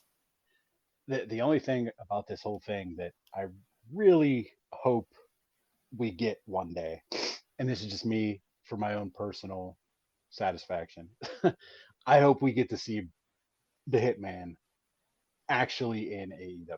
Like, not wrestling, obviously. I would just like to see him as a coach, maybe start the Hart Foundation. Yeah. I mean, he wasn't like the first show with the belt, but like outside of that, yeah, I would like to see him, if possible, do something. It seems like this is a company that fits him a little bit. So it really does. Yeah. But then again, hey, he got a Legends contract. If that contract's worth $500,000 million to just sit at home. Right. And like get that for the rest of your life, like occasionally be in the crowd. Like he was in the crowd at a show in England, I think. Like if that's all they want from him, like once a year show up in the crowd. Yeah, I'll do that for whatever amount of money they're paying me. Yeah, like okay, when Raw's in Canada, you have to come out and you have to get cheered for 5 minutes. Right. Sorry. Yeah. But I really hope I just to see him somewhere else. Like I mean, I know he was in WCW, but that doesn't count. That was terrible. That was just not a. I think part of the reason he like we're going off on a lot of tangents, so I'll make this short. But part of the reason I think that he went back to WWE was his relationship with Vince McMahon. Like rightly or wrongly, like you could say terrible things about Vince McMahon, and there are a lot of terrible things about Vince McMahon. But he's someone who Brett had known since he was like in his 20s, I think, until it was an important relationship for him personally. So I could see what but like Regal and Triple H, like they've known, like I think Regal was like in his wedding, like they're close friends. Like they've known each other since like WCW days. So they're friends. Brett and Triple H are not friends. So I could that is true. I could see him not caring that much about being affiliated with outside of the money, being affiliated with WWE. If now that Vince is not there. That makes perfect sense. And if there's a way to get out of a Legends contract, or if they're only for, some of those contracts, like they're like cycled, like they're worth, I don't know, 5 years or 10 years, and then you can either re-sign it or whatever. Right. If that's the case, I really hope when his is up, I hope Brett puts out some feelers and opens up a pro wrestling tees store and even if he like shows up for like the Owen tournament to like present the trophy or something, that would be cool. Which I mean, he almost has to. Like, it's his freaking brother. Yeah. The part that I do think funny I do think is funny with the whole thing. And again, after this, and you brought it up, the fact that Martha Hart owns the Hart Foundation. Right. I think that is the greatest. I think that is the greatest slap in WWF's face ever. How could you not have that trademarked? But yeah, we're gonna move on to probably the coolest House of Black promo ever. Yeah. All their promos are all the same. If you've never seen one, there's a front lighting with a back shadow, and they all kind of just take a step forward and step into the light. It starts with Malachi, and he basically reads a mission statement saying, "We're back. We're something to force to be reckoned with," and basically said the Elite, you're kind of a problem, and we need to get rid of you. Right. And then they all gave their 2 cents, which I thought was incredible. They gave the quote unquote charges were up to, as he called her, Miss Hart. I thought that was sick. And then we had the judge, which was Buddy Matthews, who gave them the charge of guilty. And then we had Mr. Brody King, I guess we could call him the executioner. Yes. Basically sentenced them to death. Yes. And this Wednesday, Winter's Coming. So it's going to be very interesting to see. Do you think they're going right after the Elite, or do you think they just... I think they're going after the Elite. I'm surprised that they're doing it now. I thought that they'd do it at the end of it. I thought it would be the end of the best of 7 that the House of Black would show up. So I'm a little surprised they're doing it now. I really like this. I want to see where it goes. I like that they kind of hinted at like the backstage stuff. Like I love it. Like you're hurting the company, and I don't think they mean on screen. I think they mean off screen. Yes, everyone knows, even if somehow you've been under a rock and you know nothing about the CM Punk situation, you know that they're EVPs in the company. Yes. Oh yeah. They've said it on screen, right? Yes. So the fact that they're saying, "Oh, you're wrecking the company," it's clearly an off screen thing. Yes. So I wonder where that's going to go. I came up with a great theory that I wrote down. I personally think that the House of Black is going to help the Elite win the titles just so they could take them off of them. Yeah, I could see that. That would be cool. Like, you think they're gonna be in the middle of the match this coming Wednesday, match number 4. The lights are gonna go out. You're gonna think that the lights are going to come back on and the House of Black's going to attack the Elite. No, the lights are going to come back on and all of Death Triangle is just going to be laid out. No House of Black. One of the Elite jumps on 1, 2, 3, and then the video plays on the board and it's the House of Black saying, blah, blah, blah, blah, blah. But yeah, that's cool. Welcome. That's what I think is going to happen. Speaking of the House of Black, yes. Why on Rampage did they not attack Ortiz, throw him out of the ring, and then attack Ortiz? I don't know. I don't know. It's weird that he was like, no, not yet. So they threw him out of the ring, but then like kicked him in the head like a minute later. Everything that Malachi Black does is for a reason. Yeah, I feel like that wasn't like a screw up. I feel like that was a thing. But I don't know what it was. Exactly. He maybe he's going to be a future member. Maybe, maybe Santana's going to be a member of the house. Like, that was definitely on purpose, for sure. Yeah. I mean, I definitely want to see where this goes. Like, this is really, 100%. Really interesting stuff. Like, it's really cool. Interesting. Very interesting right now. And this is when we're talking about like not releasing people. Like, they didn't release House of Black. They asked to be released apparently, and they didn't release them. But they're using them in a storyline. It's different than not releasing someone and then going, "Oh, but you have to stay at home and can't wrestle." And for people who are saying, "Oh, well, they're doing that to Andrade." No, Andrade said he's injured. Like, he he put on Instagram or something. He had like a shoulder surgery or something like that. So yeah, which was very weird that he got suspended and then he had shoulder surgery. Yes. Quote unquote suspended. Very interesting. Very odd. I mean, it's not like someone would be suspended and then be injured at the same time. That would be be very weird. Right. Anyway, going back to Tony Schiavone, man had a busy night. Yeah. Was Renee wasn't even on this show, was she? I don't think she was there. She was. I do not think she was. Schiavone had a sit down with Jamie Hayter. And we found out that the winner of the Sheeta and Bunny match on Rampage tomorrow night gets a title shot at Winter is Coming against Jamie Hayter. Yes. Obviously Sheeta. Yeah, pretty obviously. I think hey, you never know. I'm all about love to see this match. Yeah, I would love to see the match, and I like that Jamie Hayter has kind of said that she's going to be a fighting champion. She'll take on everybody because it's so different from what like Britt Baker would have said. I could see Britt eventually being like, you could just not wrestle this much, and it's fine. And Jamie Hayter being like, no, I want to. Like, right? She's differentiating herself from Britt, even though they're still allied. And I mean that blow off. One. Yeah. Because I mean the crowd loves Jamie already. Right. As a heel, yeah. Blast Britt in the face. Yeah. That place is gonna go bananas. But there's a big but here. What do you think? Like, do you think that it's gonna go right into Britt gets a shot, or do you think Jamie's gonna be like, no? Like, no. Yeah, that would be cool.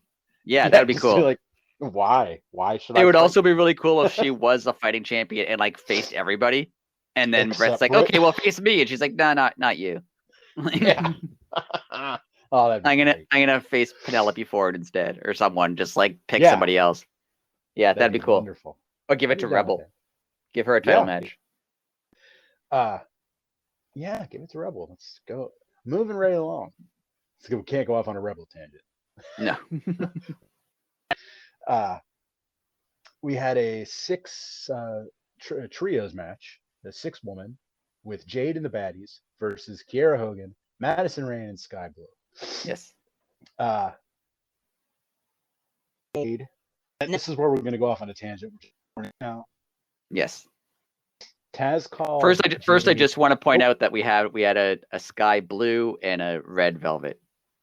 Oh yeah, we did. Good call. Lots of color related names in this match. It's completely meaningless, but I just wanted to point it out. That's a very good. I found it fun. I didn't even realize that. It is. That's a great. I didn't even. But Taz, kind of. I think this thing with news that broke today. Yes. Taz went on record and he called Jade, quote, the boss. So we all know who the boss is. So do you think that was deliberate? I really like this because it was a hint, but it was also like it fits. Like Jade is the boss of the Baddies. So he's not just throwing it out there to like nudge people.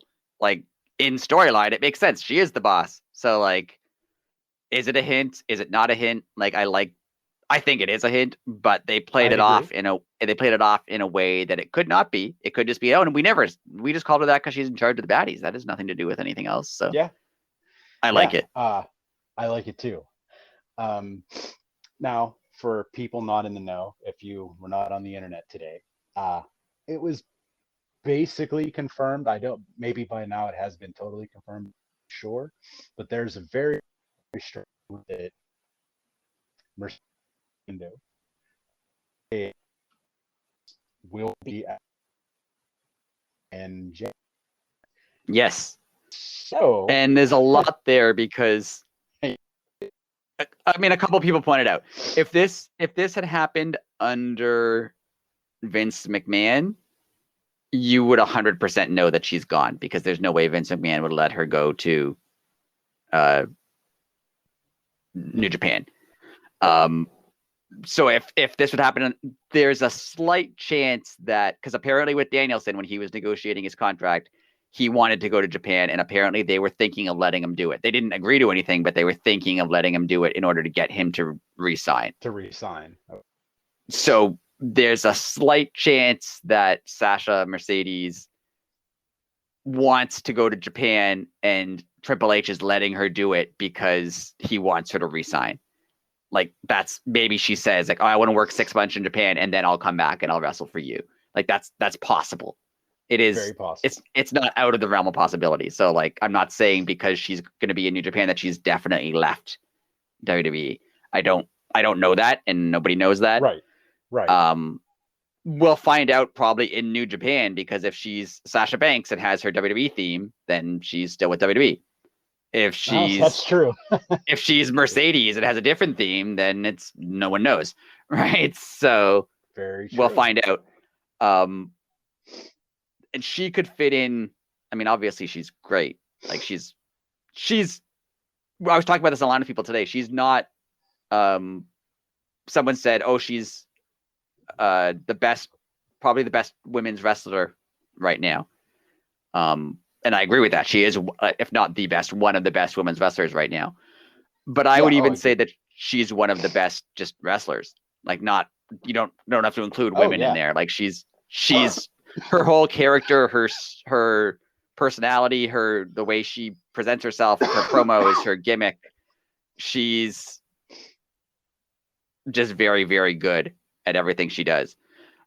So if there's a chance of her showing up in New Japan, and if that possibly leads to her showing up in AEW, like, that would be massive. You saw the internet go absolutely nuts at the idea of her possibly being in New Japan.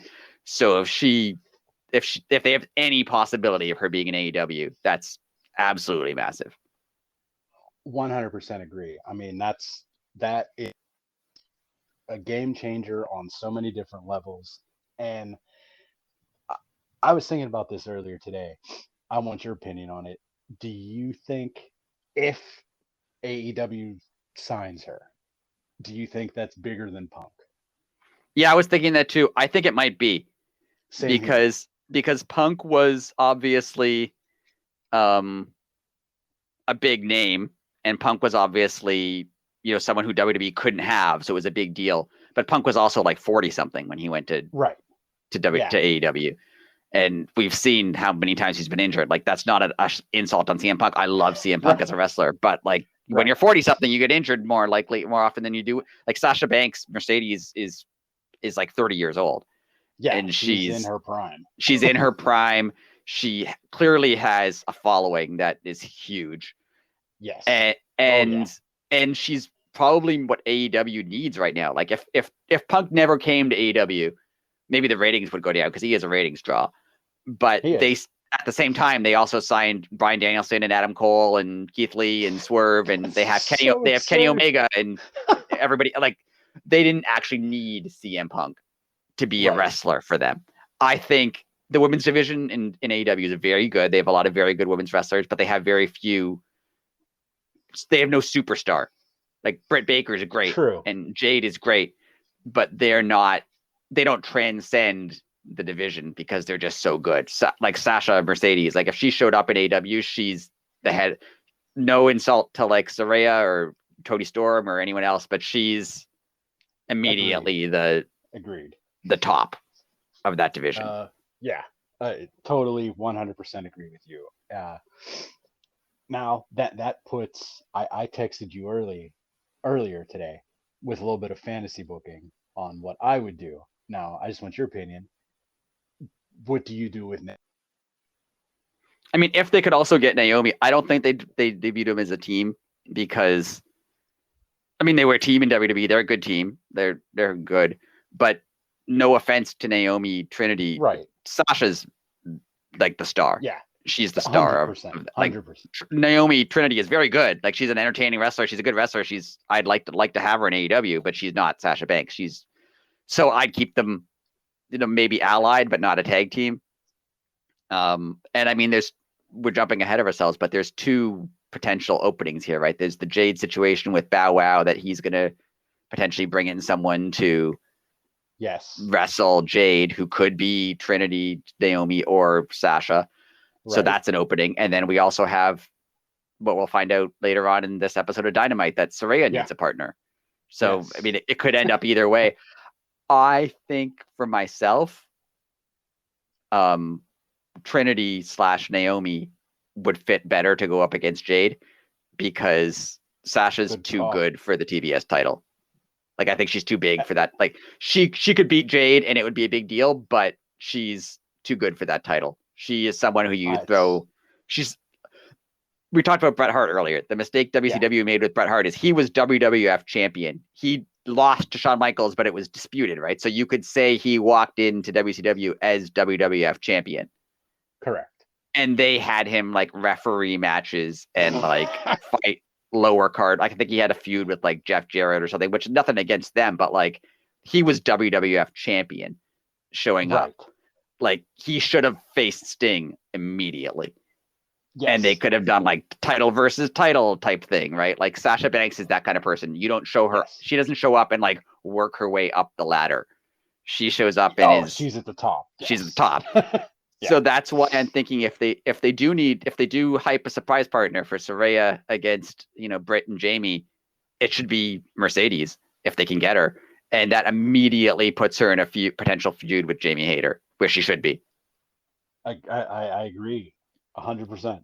And now I've seen someone posted what Fightful posted today about this. They just came up for our time. Just came up a few minutes ago. Okay. The key points: WrestleCade, a convention, tried to book Sasha, but was told she couldn't take any wrestling-related bookings until January 1st. Okay. That was in the summer. Fightful asked about WWE about her status. And WWE let's see. I'll just read it. They asked WWE about her status, considering she was being featured on the Barmageddon promotional footage, but no one in WWE had heard any changes to her status or were not willing to say much. New Japan would neither confirm nor deny the news, but they're usually quick to deny things that aren't happening.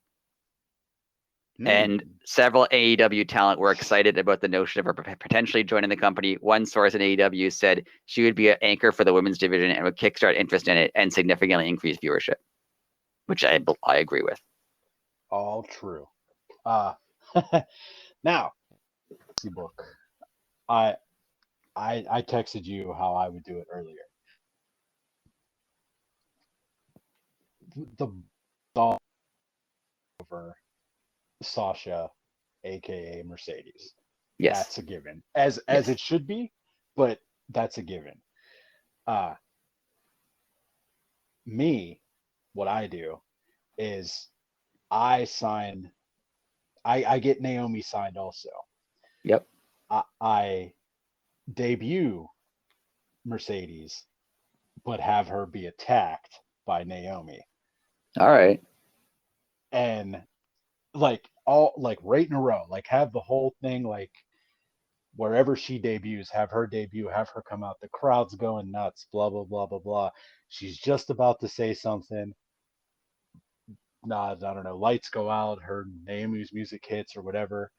And all of a sudden they're just boom, there, face to face, show ends. You don't know what's like, don't even let them touch each other. Yeah. Okay. Have Naomi be the heel. Then next week you let it be known. Now, no, go ahead, continue. Well, I was going to say, then, you go from there. Then you can move people around. If you want Mercedes to go after the women's title with Jamie, you send her there. You think Naomi should go against Jade, you send her there. But you let them come together before you put them with anybody else. Yeah, that would make sense. That makes a lot of sense. I like that. And it's just that curveball that nobody is talking about Naomi right now. Yeah, it's true. They said that they're in this together. And I think at the very beginning, Naomi said that she's going to follow Sasha. If Sasha goes back, she'll go. So will she. If Sasha goes into acting, she'll retire.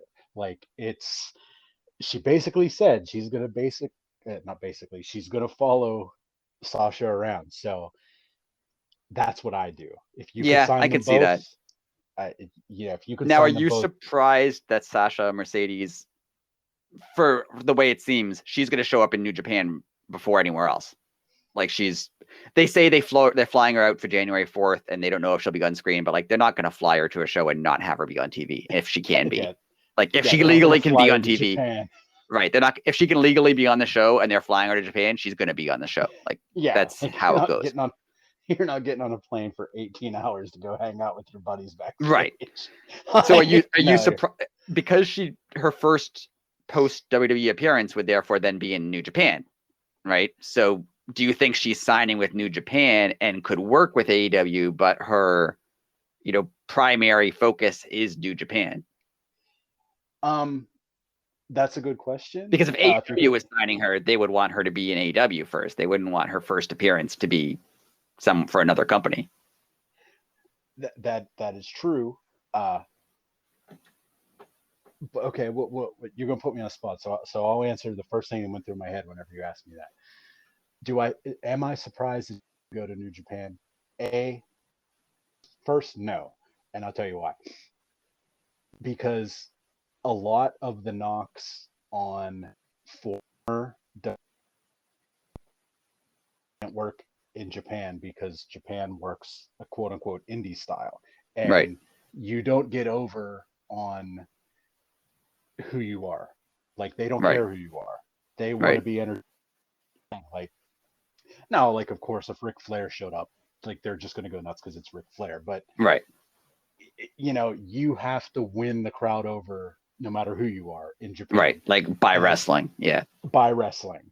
And I wholeheartedly think if she signed somewhere, and it is New Japan, I think she goes there on that merit. Like I am going to prove to you how good I am, WWE. Right.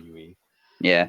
You could talk smack on Japan all you want. No real stars come out of Japan, blah, blah, blah, blah, blah.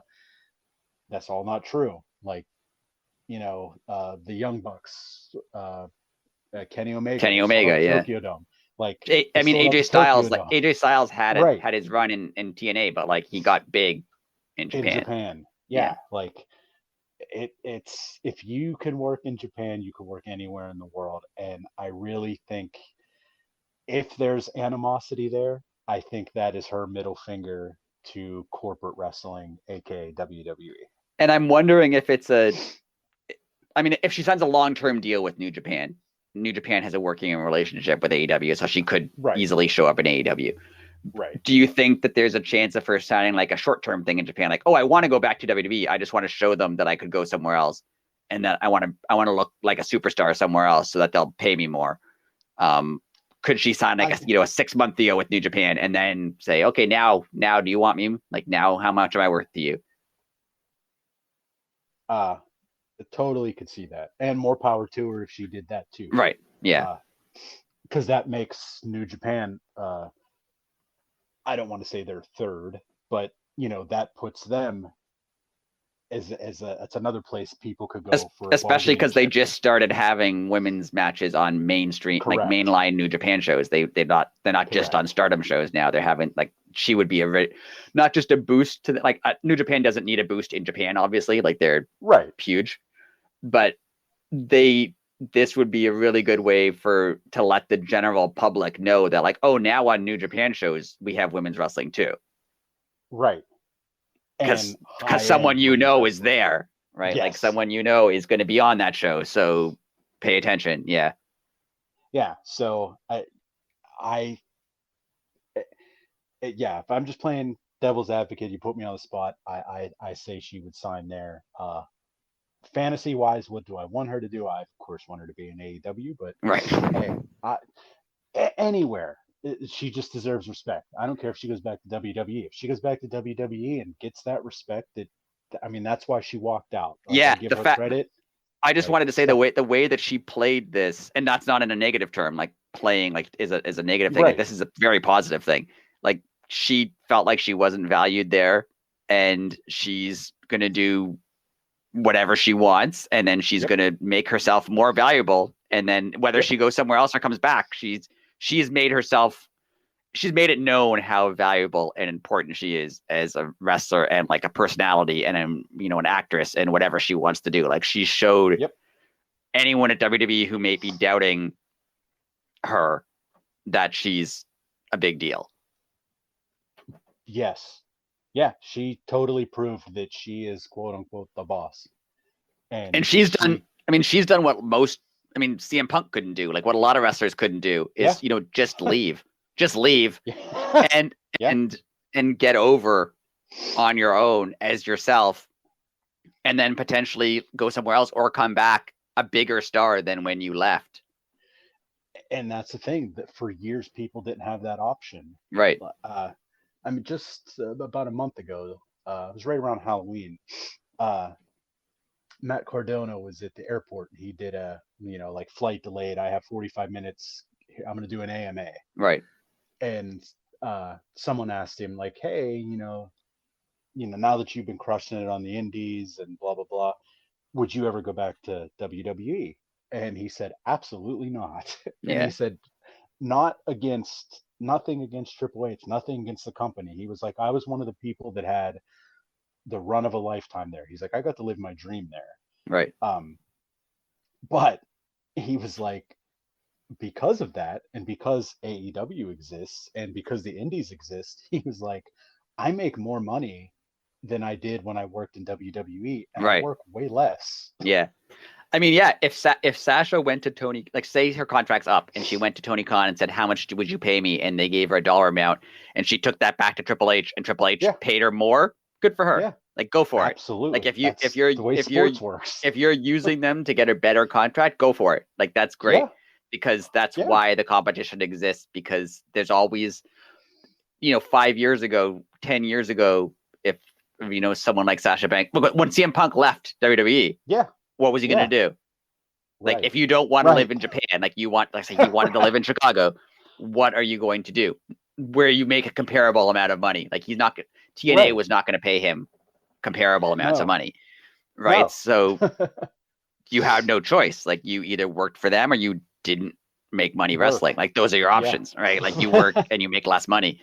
So the fact that now that there's, for the knocks against, the Young Bucks and Cody and people like them, they open this up, not just by opening AEW, but by showing, Cody leaving WWE and showing that you can make money going to Japan and going to ROH and doing various different indies. Like, you can be successful doing that stuff. And now, like you said, Matt Cardona doing the same thing. Like, you can do lots of good things and make a lot of money and be a star without having to go through WWE anymore. So it's all good.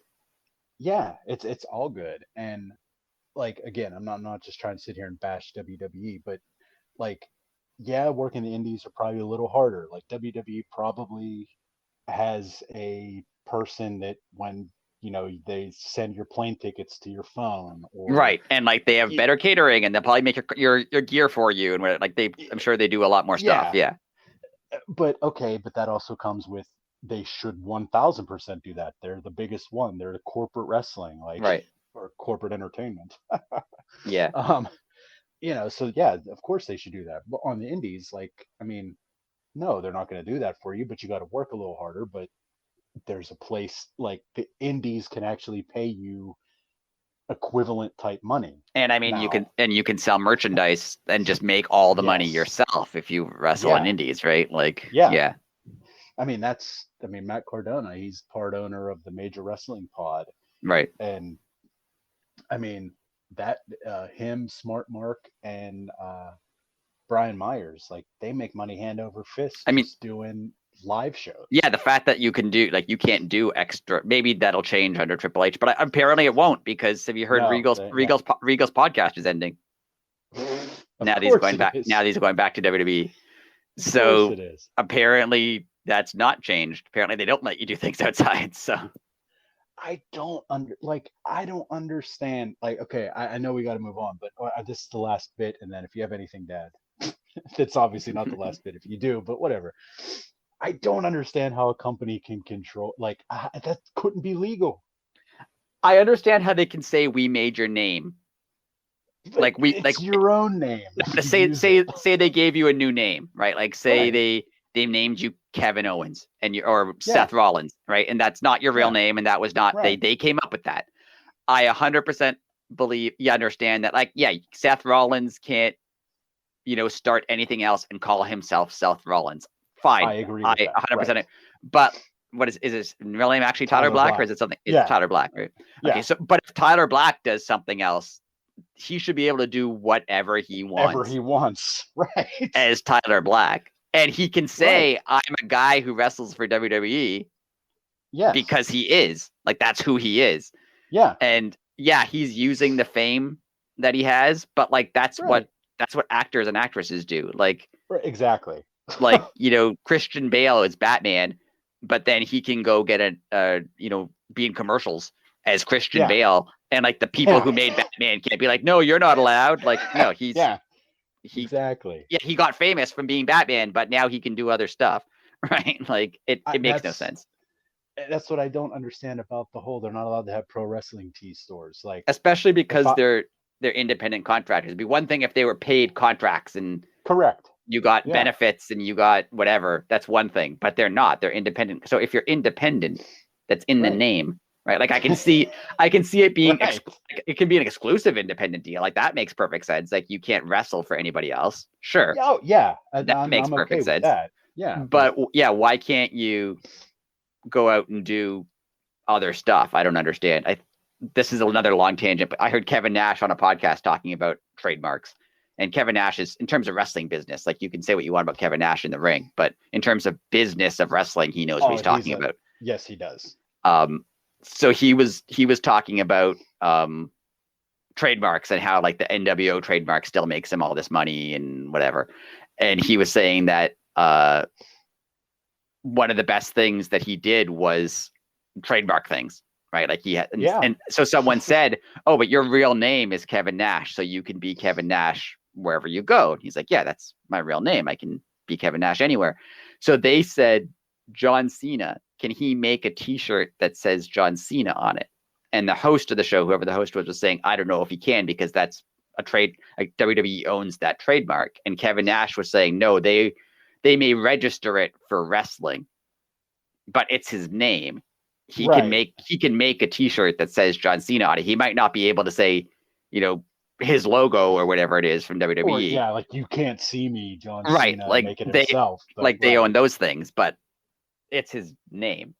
Right. So that's what I like. Telling someone they can't use their name is insane. Like they told Saraya she couldn't do her Twitch stream, even as Saraya. Like not Paige. Like as Saraya, like they told her it made no sense. See, that makes no sense to me because that'd been the first thing. Like that's the way my brain works. Ever since I've been in school or been a little kid, if you told me you could have anything in this room except that paperclip, and there's like piles of money, like I want a paperclip. Right? God, you tell me I can't have that. That's what I want. Right. If I at any point in time ever wrestled for WWE, I would have 4,000% just made a shirt with my name on it and put it in pro wrestling tees. What are you gonna do? Fire me? Like, I'm not allowed to do that. Like, Yeah, I 100% agree that like, yeah, they can't. John Cena can't sell a shirt that says "You can't see me" or "Hustle, loyalty, respect" or whatever. Like, fine, but it's his name, right? So if he wants like to do, and I think with John Cena, they've kind of let him go because he's huge and he would sue them. Right. But like if you want to go do something on your own and be yourself, it makes no sense that they say that you can't do that. Like it's very weird. I don't even it's legal, especially if you're not owning the company. Like, if you were starting a Twitch stream and you were just doing lines of cocaine and drinking gallons of booze. I can see that they can have like morality, like TV personalities have morality clauses in their contract. Like if you do something awful that makes the TV show that you're on look bad, they can fire you. Like that's the thing that exists in all media.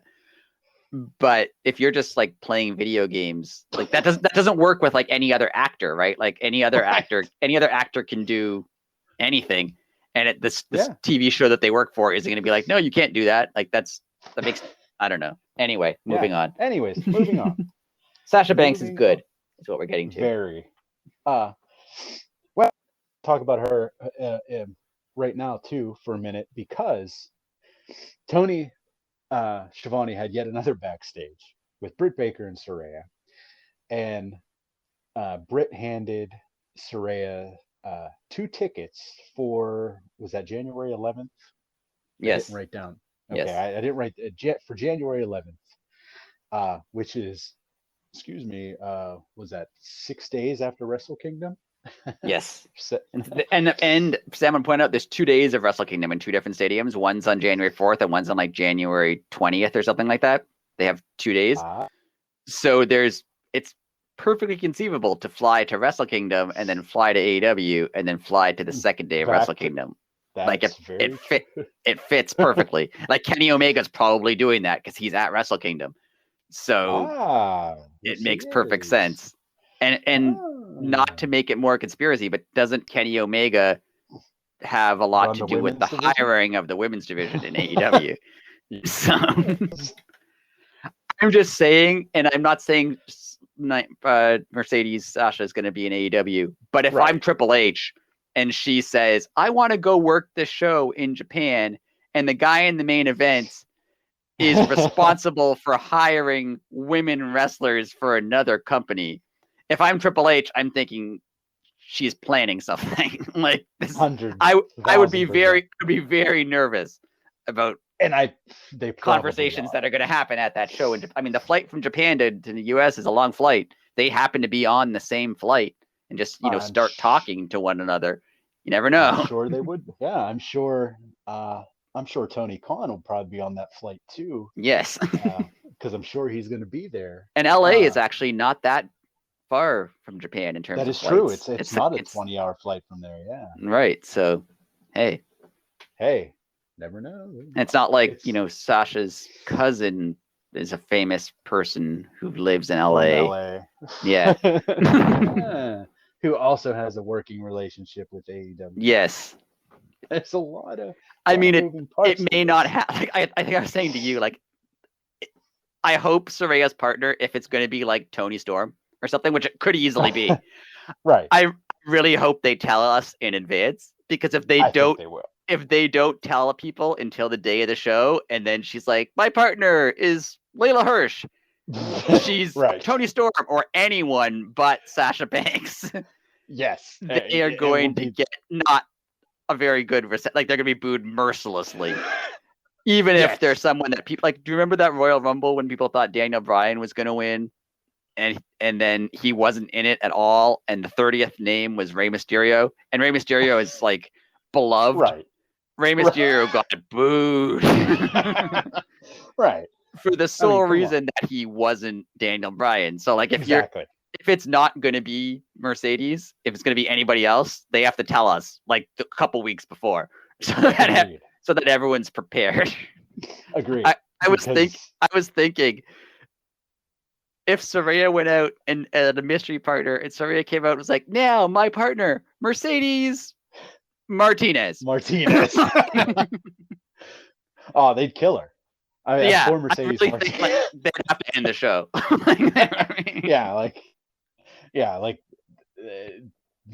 They would kill her. Tony Khan has to be smart enough to know if it's not going to be Sasha Banks, Mercedes. Like, tell people don't do Johnny Elite, and surprise people into thinking it's going to be someone who it's not. Like, that's not going to go. Right. Like, it would be like if at the CM Punk Best in the World thing, Darby Allin just brought out some other wrestler who was like, no, I think this guy's the best in the world. That's why I challenged him. Oh, because it's in Chicago. You thought it was going to be CM Punk. No. That was never the plan. We never planned that. I don't know. I'm sorry. I completely misled you. I'm sorry. But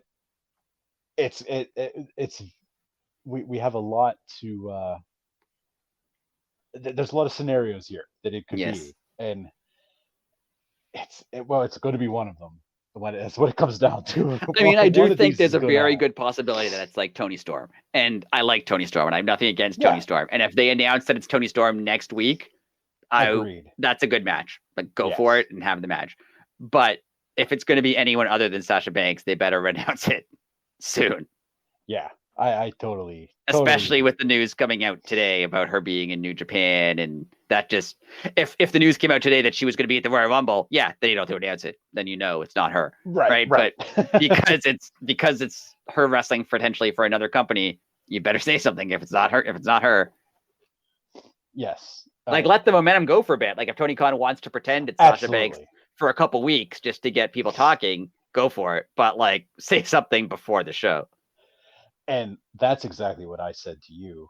I think I texted you earlier today with it, where if play devil's advocate, if we know the other side of the coin, say we know that Sasha's signed, sealed, and delivered, but she is just going to show up at Wrestle Kingdom, and Tony Khan already knows this, instead of doing what WWE did with Renee and spoiling it, just throw your name into the unknown saying, hey, she might show up. Well, they didn't say that yet, but throw some hints out that everybody knows that the AEW fans are on the internet and they're quote unquote smart fans.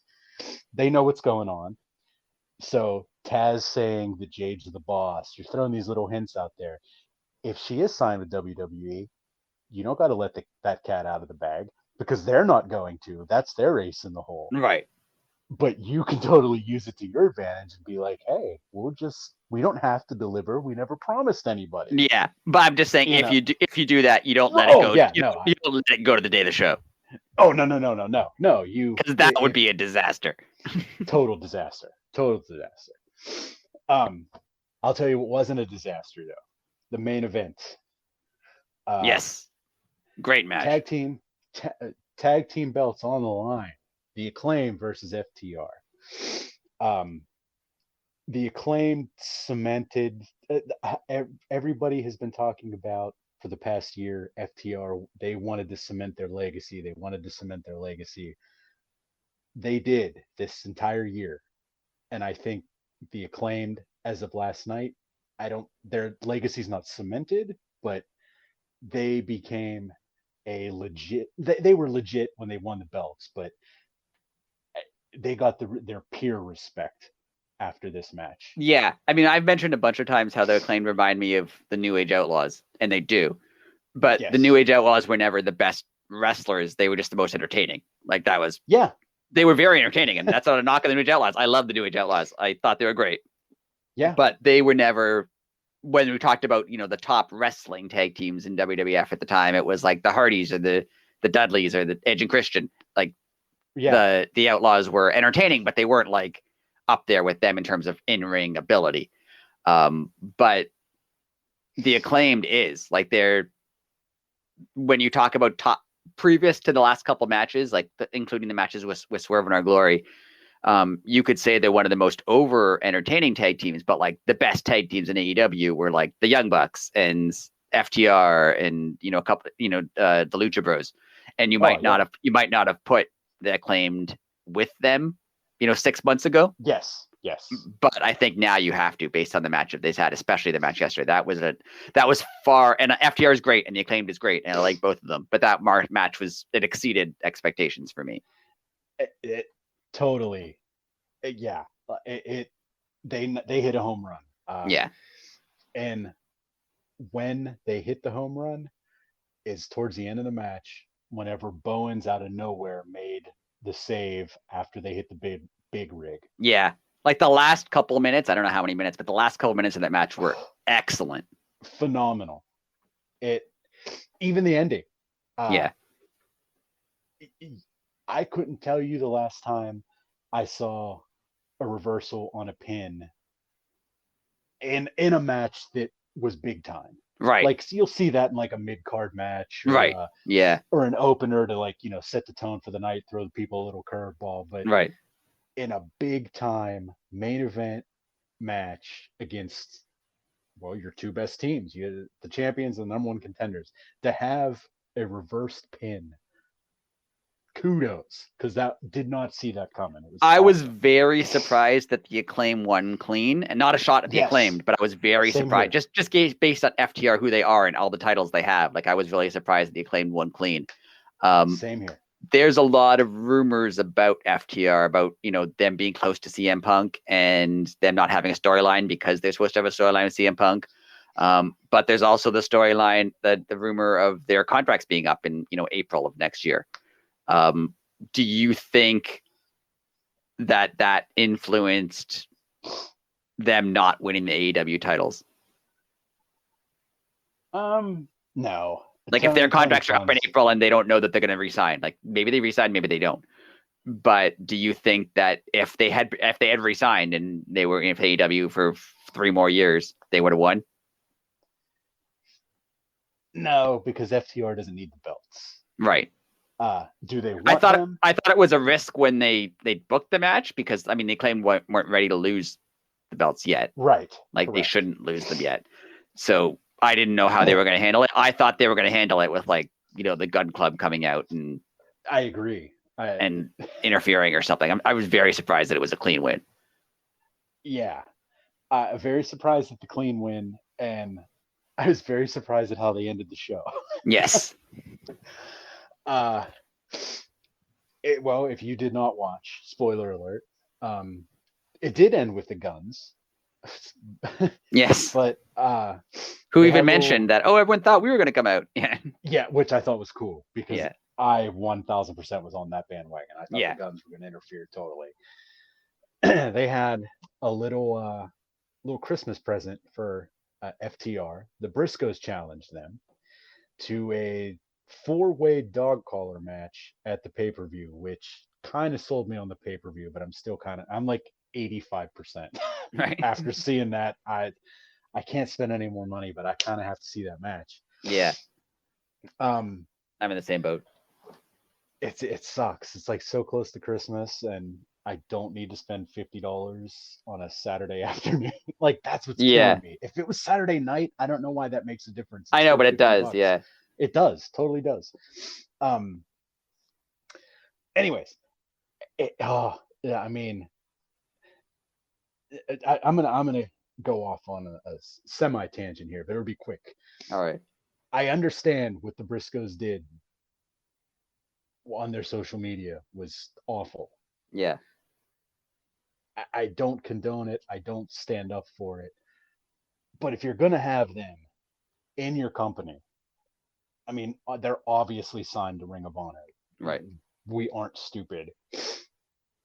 Yes, you're going to get some negative backlash for having them on your AEW television show, and your sponsors and your people might not be happy, but go all in or all out. Excuse my AEW puns. I did not try that. I did not try that at all. Either just have them come in, or you can't every 4 months, every time there's a Ring of Honor pay-per-view, you can't say, "Oh, look, we got a telegram from the Briscoes." This is like the 3rd time they made a let them use Twitter. Let them. Yeah, it was weird. Yeah, I could see. Yeah, have them post a video on Twitter and just, like, not even have it on your show. If you're not going to have them on TV, like, don't have them on. If you're not going to have the TV, just don't have them on TV. Like, you like, they have to be, like, blackballed totally. Yeah, apparently it's the network. The network doesn't want them on the show, which I get. Like, that's fine. I get it totally. Like, I understand. I'm not saying they should be allowed on TV. I'm not even saying that. But yeah, exactly. It is weird to, like, constantly have to come up with, like, ways for them to have a match. Then just don't put them on TV and just have it happen through Twitter or, like, the ROH website or YouTube or something. If that's it's weird. It's the 21st century. You can get around that. You don't need to put it on your television show. Right. The world understands how the internet and social media works. Like, right. And if you don't want to do that, like, then don't work with them. Like, that's also your option, right? Like, if you just don't want to be, then let them go and don't work with them. That's fine too. But it's very weird. Let them go on to the indies and let them. I mean, they're fine. They're going to be making money. Yeah, it's very weird. It's weird that they every couple of months they have to come up with another way. Right. Yeah. And it's again, I understand, but go one way or the other, because if you let them in, yes, people are going to be mad, but I hate to say it, people get over stuff. And it also seems weird that like they can't put them on TV, which is, again, I'm fine with. Like, I understand and totally. I agree with. Yeah. But they mention them all the time. Right. Then just like, yeah, it's weird that, these guys did something bad enough that we won't show them on our show, but we'll talk about them a lot. Like, that's a lot. Then just don't talk. If then just don't talk about them. Like, just don't have them. Like, don't mention them at all. Yeah, it's weird. Yeah, you got to go all or none with this, because it's very weird. Even, I mean, all Austin Gunn said was, "Oh, it looks like it's from them boys," and the place went bananas. Yeah, like he didn't even show the telegram yet, like, or the stalking stuff or whatever it was. He didn't even say the Briscoes at first. He just said, "Oh, it's from them boys," and the place went bananas. So the crowd loves it. And again, I'm not sticking up for them, but you got to go one way or the other. Yeah. Just let them in.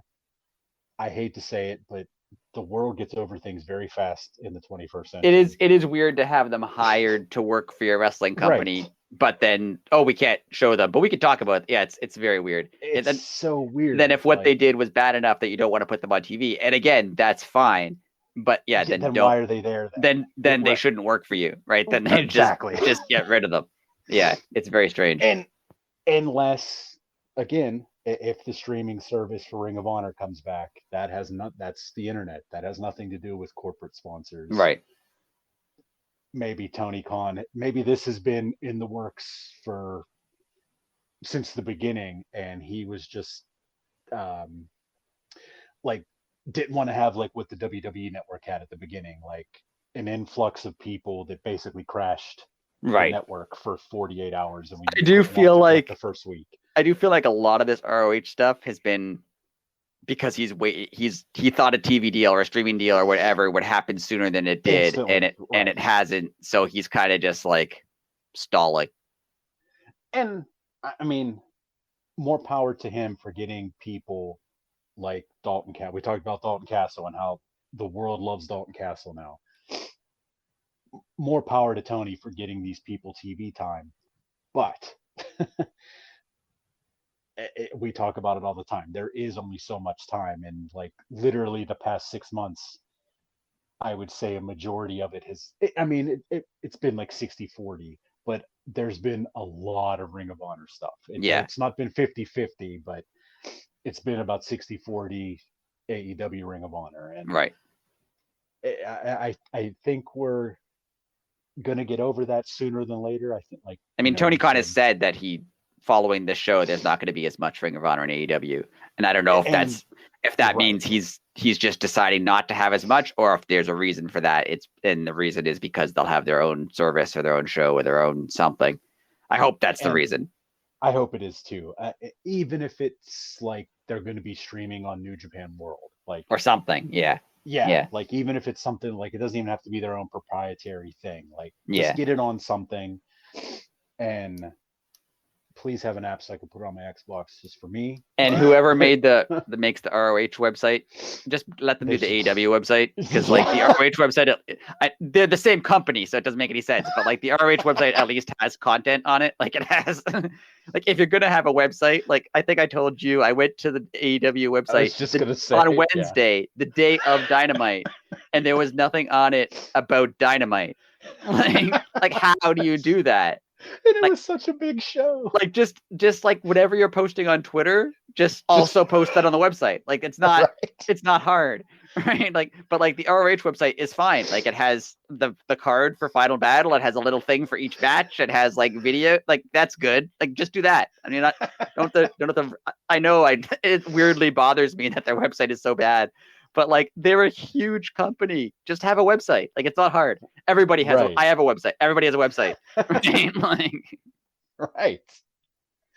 Oh, it's wonderful. And they have an online team because they have people who post stuff on YouTube and Facebook and Twitter and Instagram. So like they have just also have them posted on the web. Like it's very weird. I think they do it to just upset you. Just to upset me. I think that's what it is. They're just like, they know that there's this one guy who like gets really mad about it. So everybody else is like, I want, less ROH, or I want my favorite wrestler on TV more, or I want this. I'm just like, I just want a functioning website. That's all I want. Rick just wants. I just want you to update your website so that like, if I want to know who's on Dynamite tonight, I could just go there and not have to like go through your Twitter feed where you tweet about each match individually. Just like put it on a website. Okay, I'm done. Do they have an app? I don't think so. Okay, we're gonna go in the web store just real quick. Not that I know of. I don't think they do. They used to have an awesome Discord, but that shut down for some reason. No, the only app they have is the General Manager game. Let's see. Yep, that's all we got. Oh, that game was so fun. Yep, that's all they got. Weird. I really do think that, like, based on everything we know about Tony Khan, maybe he updates the website himself and he's just busy. Like, I feel like he does. I feel like he does everything himself. So he's just like, I don't have time to update the website today. That's true. I'm writing Dynamite. How many more jobs do you want me to have, guys? I can't be webmaster too. Does he know he can just hire people? Like, maybe he doesn't know. Maybe no one told him. Because his dad instilled such hardworking values. That's right. That he feels he doesn't know you can hire someone to do these things. But that's a different tangent for a different day. Different tangent for a different day. Very good episode of Dynamite. Like we were saying at the beginning. Great. It seems like it's all back on track. Not that the shows were bad before, but it seems different. This one felt a little different. It felt like they have concrete storylines now that are going in concrete directions and long-term directions, and it was all very good. Yeah, I couldn't agree more. It was a great show. It was a lot of fun. This whole week has been a lot of fun. On that note, I think we're going to wrap her up. You have anything to add? We talked a lot today. Yes, we talked a lot today. Like always, as always, thank you for listening.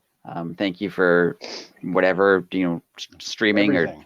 Or voting or following or whatever, all the things that you do. I'm always amazed at the fact that anyone wants to listen to me talk about anything. So it's crazy. So thank you.